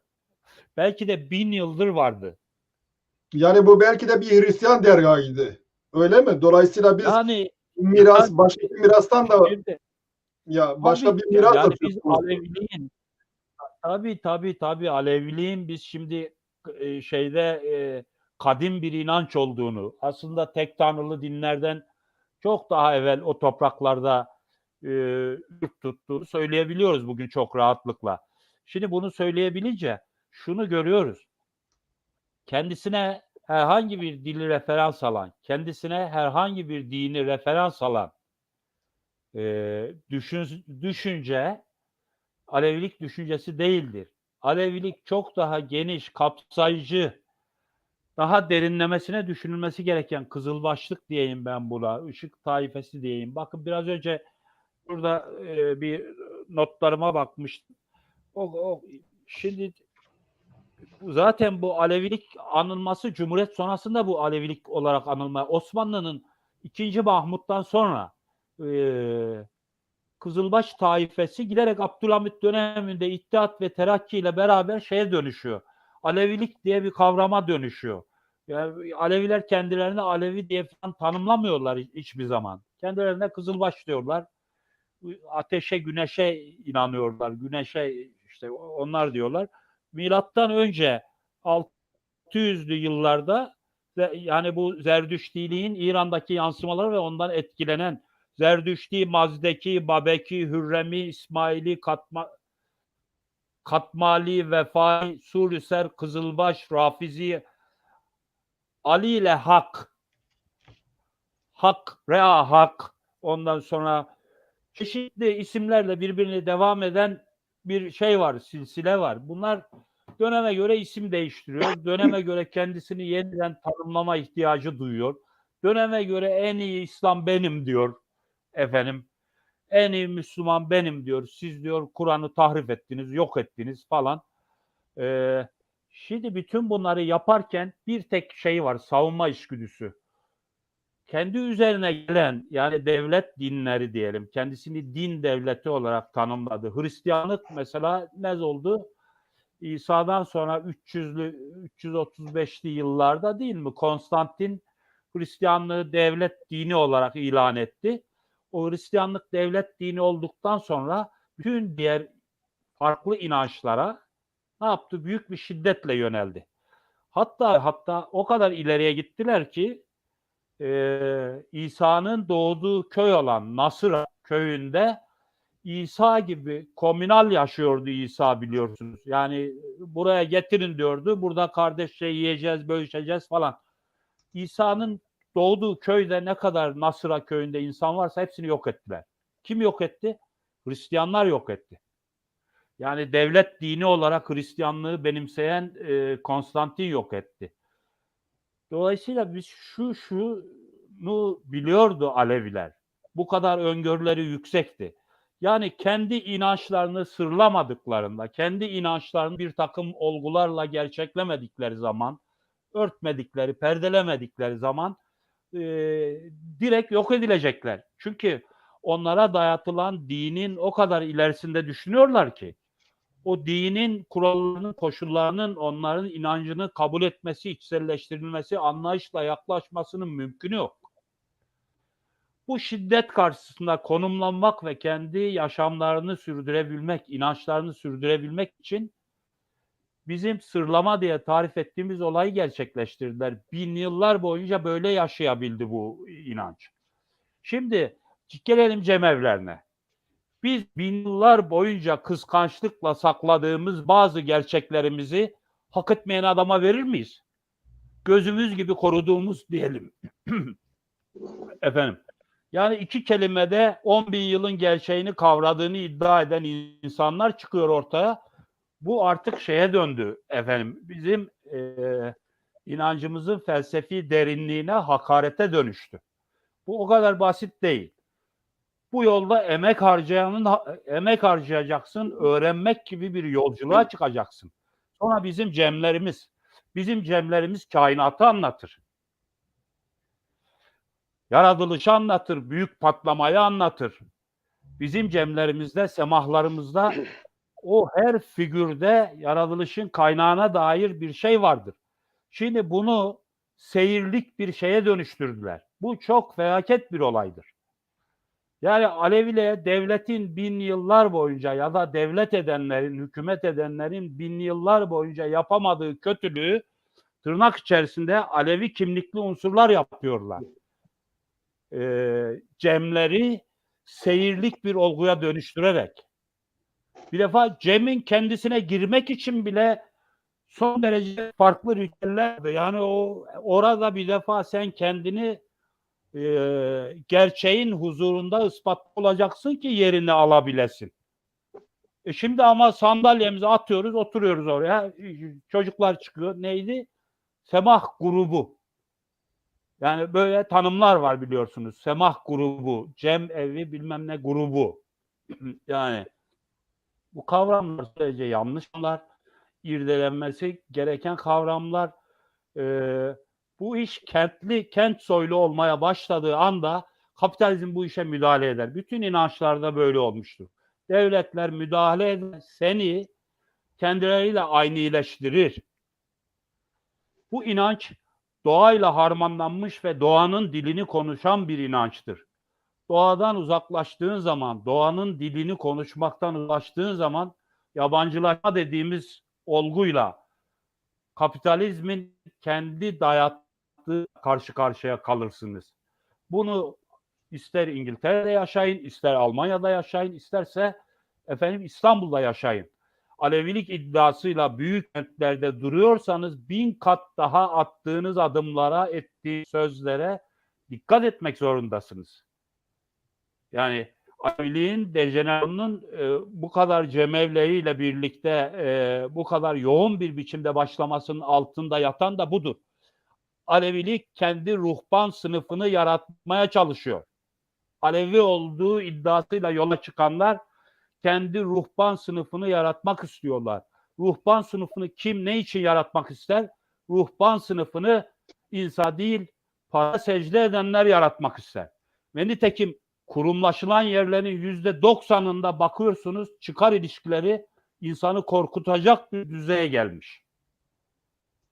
Dolayısıyla Alevilik değildir diyorum gönül rahatlığıyla. O yüzden dergah kelimesiyle evet cemevi kelimesini birbirinden çok ayırmak lazım. Dergaha herkesi almıyorlardı biliyorsunuz.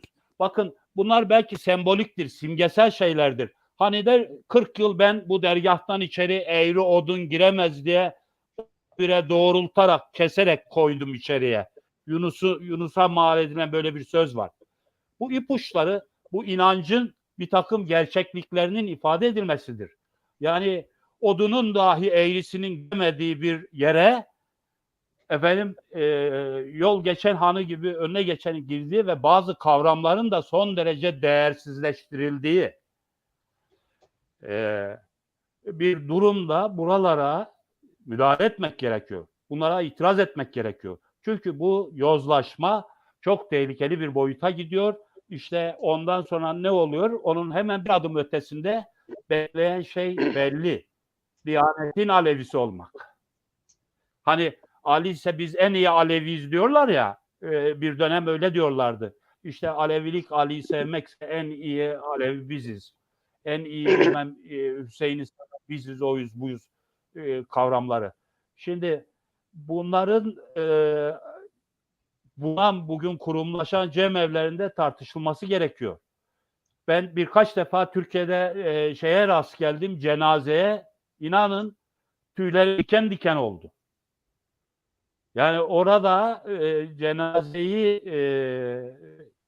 bizim göndermemiz, toplatırlama şeyimiz, törenimiz bu tamamen bütünüyle şeye dönmüştü efendim. Bu geleneksel İslami söyleme dönmüştü.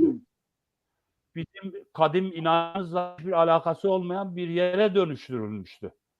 Ve bu kurumların özellikle İstanbul'da çok çok büyük, yani diyelim 3.000-5.000 kişilik cemevi diye tarif edilen yerlerde çok ciddi bir biçimde propagandalarla beraber yürütüldüğünü ve oralarda özellikle de sanki 72 millete aynı nazarla baktığını iddia eden bir inancın ötelendiğini, yani Kürt olmanın ya da Kırmanç olmanın ya da işte oralardan gelmenin sanki bir suçmuş gibi efendim algılandığına tanık oldum.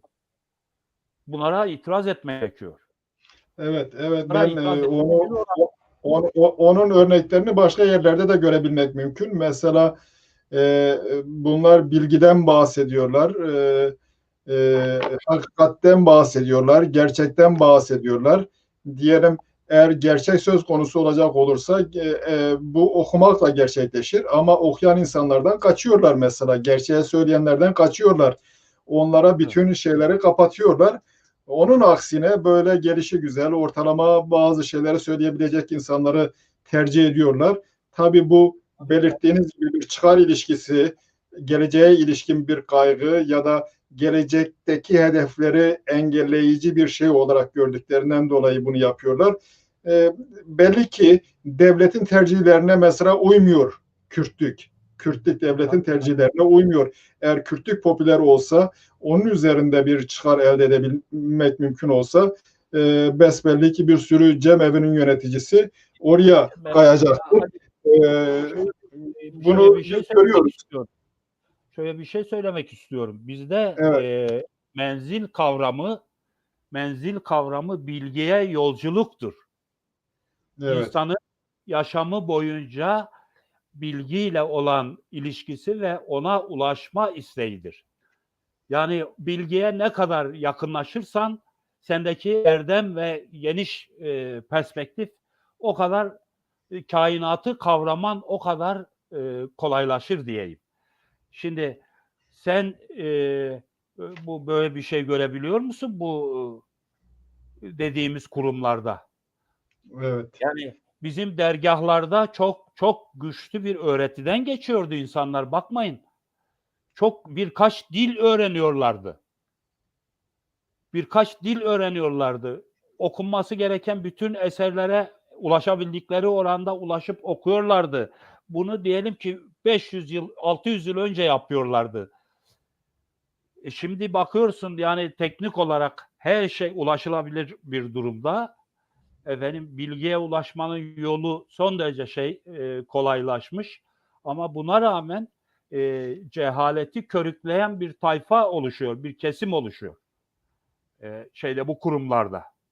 Bunlara itiraz etmek gerekiyor diye düşünüyorum. Evet.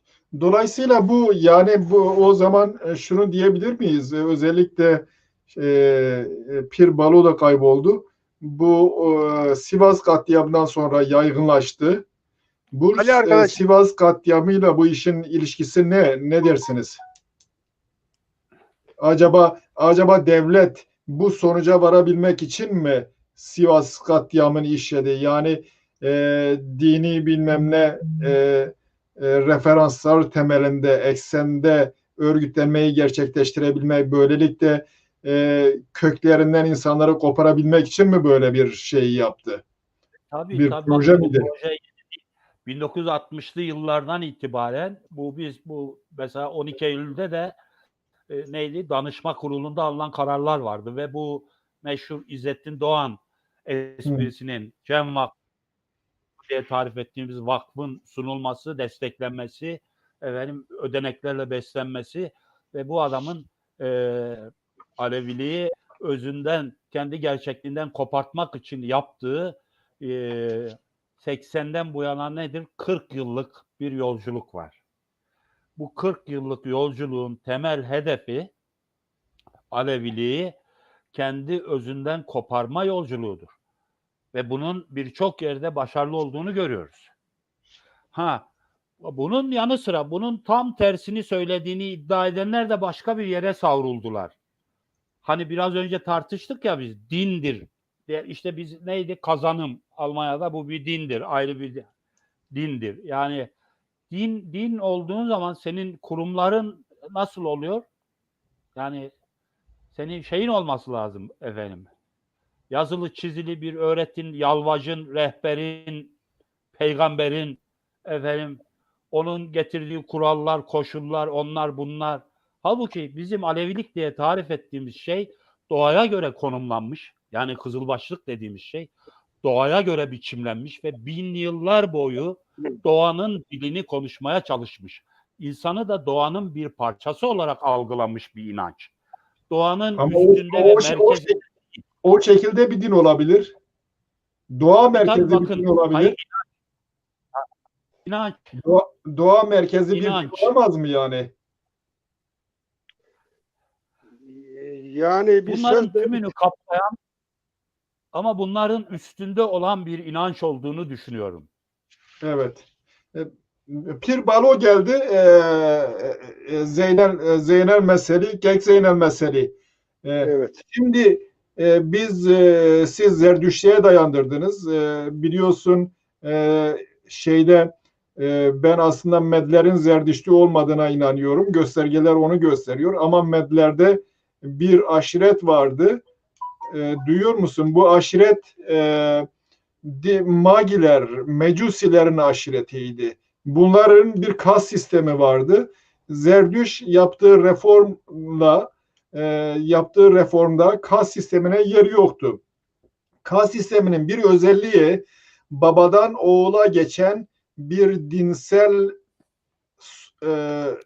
soy ağacı. Bu bakımdan baktığımız zaman bizde Alevilerde, Dersim Aleviliğinde bu tür bir durum yok mu? Kas sistemi benzer bir şey. Zayıflamış olmasına rağmen böyle bir şeyden bahsedebiliriz galiba. Şimdi zaten bizim Rahak Alevi'nde pirlik, rayverlik değil pirlik, babadan oğula geçer. O kural var. Ve o kural bizde Büyük Kureyş'ten bu yana, yani Medlerin 3. kralı oluyor. Büyük Kureyş'ten bu yana, kimisi ona Fars da der. Keyaksor'un torunudur Med 2. kralının. Ve devam ediyor o şey bizde yani. Aynı şekilde Ezdanilerde de pirlik var. Biz pir diyoruz, onlar şeyh diyorlar. Biz pir diyoruz, mesela Yahudiler haham diyorlar. Velhasıl onlarda da aynı şey söz konusudur. Peki bu Tali, Pir, Mürşit, Reyber, onların farkı ne? Hangisi altta, hangisi üstte? Şimdi hani diyordum ya, bizde değişim esastır ve Kırklar Cemi'nden bahsettim. O Kırklar Cemi'nde her her bilim dalını temsil eden bir kalkyer temsil ediyordu, yani ordinaris profesör. Bu Pir, Rayver, Mürşit en büyüğüdür. Mesela fazla eskiye gitmeye gerek yok. Seyit Mahmut Hayrani Dersim'e, bu Babai isyanlarında Dersim'e geldikten sonra o Van Kalesi'nde işkenceye çekiliyor. Daha sonra da Çelekas denilen bir bölgede Alaaddin Keykubat'la anlaşma imzalıyor ve daha sonra Dersim'deki bugünkü o bizim köyü kuruyor. Bizim soy da oradan geliyor. Şimdi bakın, Seyit Mahmut Hayrani, yani diğer ismiyle, Kürtçe ismiyle Kuryesokur, Mukundu'da yeğeniyle Baba Mansur, onun Kuryesokur'un yeğeni. Giriyorlar, keramet yarışına giriyorlar, yani bir bilgi yarışına gidiyorlar ve dolayısıyla yeğen amcasından üstün geliyor. Ve bizim inanç geleneklerimiz gereği üstün gelen insanın eli öpülür ve amca yeğeninin elini öpüyor. Kureyş pir olarak kalıyor. Baba Mansur da oluyor, mürşit olarak kabul ediyor. Şimdi Baba Mansurlar Dersim'de mürşittir. Pirler de Kureyşanlardır. Ondan sonra Rayver o yolu öğrenen her kişi rahber olabilir. Pirlik gibi değil. Yani bizim bu gelenek var. Hala devam ediyor. Yalnız ben bu şeyle ilgili birkaç söz söylemek istiyorum. Peki bu kurumun aşiret kurumuyla, aşiret liderleriyle, aşiret beyleriyle ilişkisi nasıldı? Kim daha fazla otoriterdi? Şimdi inanç bazında tabii ki pirler. Ama ekonomide diğer aşiretler, mesela Kureyş'in o zamanki taliplerinden Çarekan diyoruz, biz Çareko diyoruz Zazaca'da. Bunlar Erzincanlıdır. Hani o Sosengiller diyoruz. Onlar 366 köye sahip olan yerlerde. Onlar Kureyşlerin pileleri de, onlardan bir aile de bizim talibimizdi. Babam gidip geliyordu. Mehmet Eylaş diyorduk. Elias, Mehmet ismi, yani Erzincanlı bunlar. Tercanlıydı. Velhasıl yani ekonomik olarak güç onların elindeydi. Ama yani Kureyş'in hiç öyle ekonomik bir gücü falan filan yoktu. Çok yoksul bir hayatı vardı. Ben epey şey yaptım. Evet. Yani ekonomik gücü yok. Pirlerin ekonomik gücü gerçekten yok. Yok. Ama eskiden vardı. Mesela Metler döneminde vardı. Mesela Şahlar döneminde var. Şeylerin, bütün Met krallarının ünvan isminin Kureyş olması tesadüfi değil. O bir ünvan isimdir. İran şahlarının ünvan isminin Pehlevi olmasının bir anlamı var. Mesela Pehleviler Sasanilerin dinastileridir, hanedanlarıdır. Yani o dönemi alacak olursak, o şekilde alacak olursak hem inanç hem de ekonomik bakımdan iktidar onların elinde oluyor. Evet. Şöyle bir soru sorayım. O zaman bir şeyin Seyit Kılagöz bahsediyor. Bu yaratılış sonrası bir vakti tufane, sonra vakti viran, vakti kan, en sonunda da vakti kırmancıye diye bir vakitten bahsediyor. Bunun vakti kırmancıye, yani Kürtlük zamanını demesi inançta, bunun anlamı ne? Şimdi bunu kim söylüyor bunu? Bunun Seyit Kılagöz şeyde geçiyor, Erdal Gezek'in kitabında. Okay. Seyit Karagöz. Şimdi yani Vahde Kırmancı'yı açık, yani Kürdistan'ın artık zuhur ettiği, ismen de, cismen de, sosyolojik olarak da, ekonomik olarak, politik olarak da var olduğu bir dönemi şey yapıyor. Ondan önceki dönemlerde tabii o döneme uygun olarak mesela Kürtler eski tarihlerde çok büyük, 5 büyük aşiretten oluşuyor ve hep o aşiretler üzerinden geliyor günümüze ve o aşiretlerde değişik isimlerle, Kürt isimlerle falan değil, başka isimlerle devlet kurmuşlardır. Mesela bugün Metlerin, Kürt aşiretlerinin konfederasyonu olduğunu ve Farsların da içinde olduğu bir gerçeğiyle karşı karşıyayız.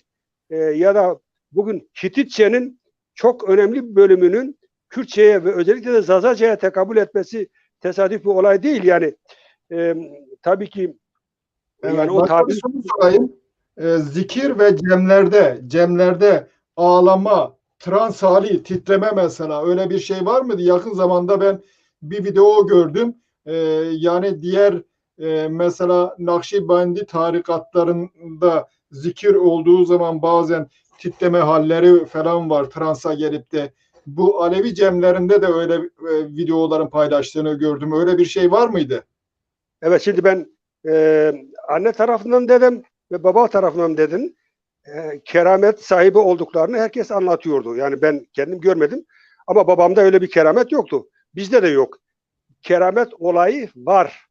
Cemlerde bu oluyormuş. Yani Benim dedem böyle insanın şeye gelip katılanlardan, taliplerden böyle titremesi, kendinden geçmesi.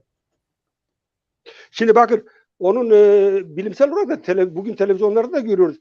Mesela Bulgaristan'da hala o eski şimdiki adıyla Bektaşi, ama Bektaşi falan filan değiller. Onlar eski kökeni Zerdüştü ya da bugünkü adıyla Rahak ya da Avrupa'daki dilleriyle söyleyecek olursak Kateistler, Bogomiller, Oksidentler, ne bileyim yani bu tip isimlerle anlatılan eski Zerdüştü inancı, yani Roma'dan önce, hatta Metlerden önce orada yaşayan insanlar da var ve onlar hala bugün o kerameti Mesela Bulgaristan'da ateşin içerisinde çıplak ayaklı adamlar, yani öyle kısa bir süre de değil, bayağı uzun bir süre dolaşıyorlar ama yanmıyorlar.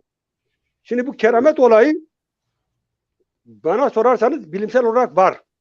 Nasıl var? Şimdi hem efsanevi olarak var hem de gerçek yönüyle olarak var. Fazla eskiye gitmeden bir örnek vermek istiyorum. Pir Sultan Abdal efsanesi. Pir Sultan Abdal efsanesi işte Sivas'ta geçmiş. Sivas'ta Pir Sultan Abdal idam taşlanarak öldürüldükten sonra o Sivas'a yakın Ulaş kasabası var. Oraya giderken Kardeşler Tepesi'nden geçiyorsun.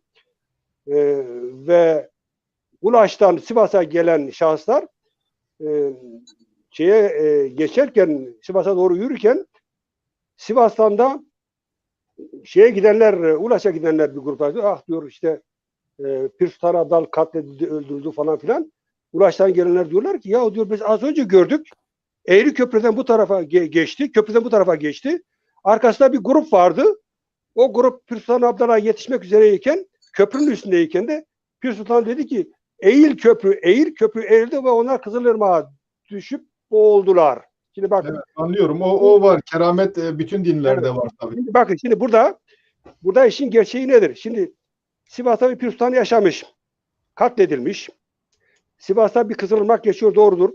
O Kızılırmak'ın üzerinde bir eğri köprü var, o da doğrudur. Kardeşler Dağı da var, o da doğrudur. Ulaş da var, o da doğrudur. Ama diğeri ona inananların o şahsı olağanüstü haldeki anlatımıdır yani. Bir başka örnek vereyim. Şimdi bak. Sesim geliyor mu? Evet. İki dakika konuştum. Sonra Zeynel'e vereceğim. Zamanımız bitiyor zaten. 2 saat oldu. Bir örnek daha vereyim. Buyurun. Şimdi Alman televizyonda gördüm. Şimdi bakın. Bir Bulgar, bir de Yunan. İkisi ilaç, doktor, şu bu kullanmadan kan kanserini tedavi ediyorlar. Bunu. Velhasıl önce o hastaları getirdiler, kanını aldılar, hakikaten ölçtüler laboratuvarlarda falan, hakikaten lökemi var, yani kan kanseri var. Ondan sonra onlara devrettiler. O devirden sonra onlar her birisi 3'er 4'er saat hastalarla beraber kaldı.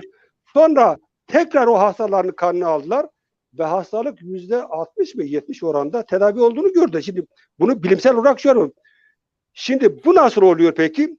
Ondan sonra onun bilimsel araştırmasını yaptılar. Mesela bizde eskiden derler ki göz değmesi. Biz inanmıyorduk. Halbuki var.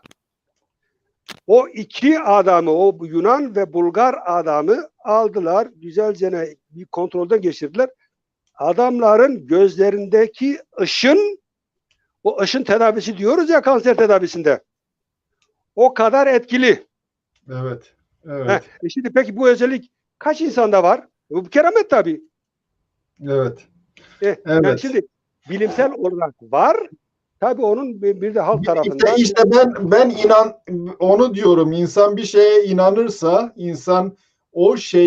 insanın kaderini belirlediğine o şeyin inanırsa insan, o bir inanç oluyor, bir din oluyor. Dolayısıyla bunun doğru yanlışlığını tartışmak din açısından gerekli değildir. Ama bilimsel açıdan tartışmak ayrı bir kategoridir. Evet. Ben Zeynel sana geleyim. Şimdi şeyden bahsettik, cemevlerin tutumundan bahsettik. Cemevleri genellikle din ve ibadet özgürlüğünden bahsediyorlar, onunla ilgileniyorlar. Din ve ibadet özgürlüğü aynı zamanda ifade özgürlüğünün bir parçası, onun parçalarından bir tanesi, onun oluş biçimlerinden bir tanesi. İfade özgürlüğü de demokrasinin gereklerinden bir tanesi. Bunun için doğru düzgün insanın demokratik bir perspektife sahip olması lazım. Bu cem evlerinde, onların çevresinde örgütlenen, çoğunlukla da solcu denen insanlar var, Kemalistler var, örgütleniyor. Bunların gerçekten demokrasi perspektifi var mı? Varsa bunlar Kürt meselesine, üyelerinin çoğu, önemli bir kesiminin de Kürt olduğunu varsayacak olursak, Kürt meselesine bunların bakışları nasıl? Bunların eğer demokratik bakışları yoksa bütün bir şey olarak topyekun bir projeleri ya da topyekun bir demokratik anlayışları yoksa kendileriyle ilgili şeyler nasıl, istedikleri şeyler nasıl gerçekleşecek?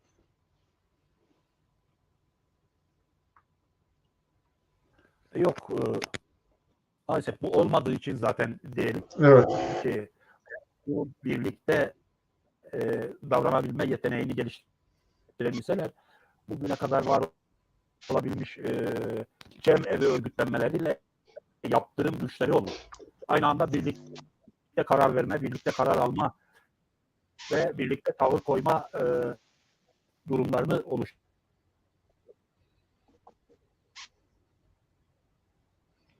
Evet, bu sefer Zeynel'in sesi gitti. Zeynel'in sesi gitti. Bugün teknoloji anamızı ağlattı. Evet. Evet. Bu ses de ne olduysa ses de gene benim mesela şeyde bu sesle bir sıkıntı yaşanıyor. Bu örgütlülük bizim istediğimiz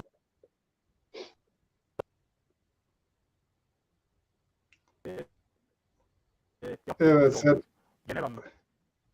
Yoksa rakam olarak söylediğim 25 milyon Zeynel'e istersen bir yazılı yaz. Ses düzeltti biraz. mikrofonun çıkmış olabilir. Zeynel çıkmış mı? Evet.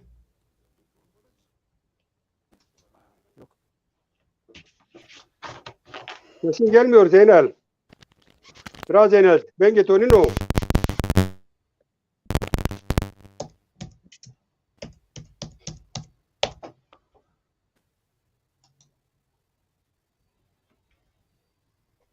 Evet, o zaman birkaç dakikamız kaldı. Zeynel ses duyulmuyor. Tek Zeynel mesali sizin girmeniz biraz daha zor oldu ama en iyi de sizin şeyiniz bilgisayarınız ya da telefonunuz en iyi sizin. Sonralara söylemek istediğiniz bir şey var mı? Şimdi ben bu Evet. bektaşilik ve bir de bu Alevilikte dejenerasyona uğramış olan kelimeler üzerine şey yapmak istiyorum. Çünkü onlar çok önemli. Birincisi 12'ler eski Hititlerde, Sümerlerde var. Oradan Tevrat'a geçmiş. Tevrat'tan da İncil'e geçmiş. İncil'den de Kur'an'a ve herkes üzerine almış velhasıl bu şeyde ama esasen bize aittir o şeyler. Yani Evet. bizim eski inancımızda 12'ler var. Bunu biliyoruz.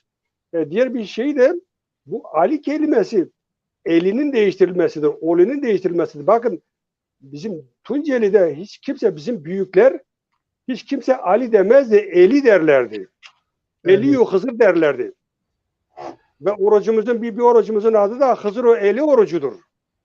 Dolayısıyla bu nasıl değiştirilmiş? Herkes de biliyor. Birçok insan da biliyor ki bunda Şiiler yaptı. Yani tamam Araplar, Sünni Araplar da var, Türklerin de var bu konuda gayretleri ama esas gayret bunu Şiiler bize yani dinleyiciler affetsinler beni bu da Şiilerin kazığıdır bize. Bize Rahak Alevilerine. Bu ondan Bektaşiliğe gelince Bektaşilik bir kere Bektaşiler gerçekten yani temeline inin şu an bizimle beraber yaşayan Bektaşiler belki bizden etkilenerek bizim gibi yaşamaya çalışıyorlar ama normalde Müslümanlar camiye de gidiyorlar, Ramazan'da tutuyorlar. Mesela bizim Rahak Aleviliğinde kirvesiyle evlenmek, musahibiyle evlenmek en büyük günahtır. Kirvesiyle, musahibiyle evlenen bir insan ne kimse selam verir ne de onun selamını alır. Ne ona kurban verilir, ne ondan kurban alınır. Ne ona niyaz verilir, ne de ondan... Halbuki Bektaşilerde musahiplik ve kirvelik sadece semboliktir. Onlar kirveleriyle de, musahipleriyle de evleniyorlar. Musahiplik yok onlarda. Onlarda musahiplik yok. Düzelteyim yani, ben. Musahiplik yok. Şimdi Hacı Bektaş kendisi biliyorsunuz 1209'da Nişabur'da doğan birisidir. Ve Anadolu'ya geldiği zaman da zaten bir Alevi ayaklanması vardı o zaman. babaya aktarmak istiyoruz ya. Zeynel, evet, zamanımız doldu. Zeynel de gelmiş. Kusura bakmayın. Zeynel, duyuyor musun? Yo, duyulmuyor o zaman. Ben o zaman bir toparlayayım. Kusura bakmayın. Bugün epey problemli geçti. Şimdi Cemal katılamadı. Cemal katılmış olsaydı onun söyleyecekleri başka şeyler olacaktı. Cemal diyor Alevilik bir dindir. Özellikle Reyha Dersim Aleviliğinden bahsediyor. Benim araştırmalarım sonucunda benim vardığım şu, kanaat şu. İki önemli kanaat var Alevilerde. Birisi hakikatçi olan bu dervişler vasıtasıyla gelen kanaat, hakikatçi olan kanaat. Bir de geleneksel olan pirler vasıtasıyla, ocaklar vasıtasıyla yaşayan kanaat var. Ayrıca bir sürü düşünce de bunun içerisine girmiş. Ondan sonra bunların hepsine birbirlerine son derece farklı olan, düşünce ayrılıkları olan kesime maalesef Abdülhamit'le birlikte, özellikle Cumhuriyet'le birlikte Alevilik denmiş.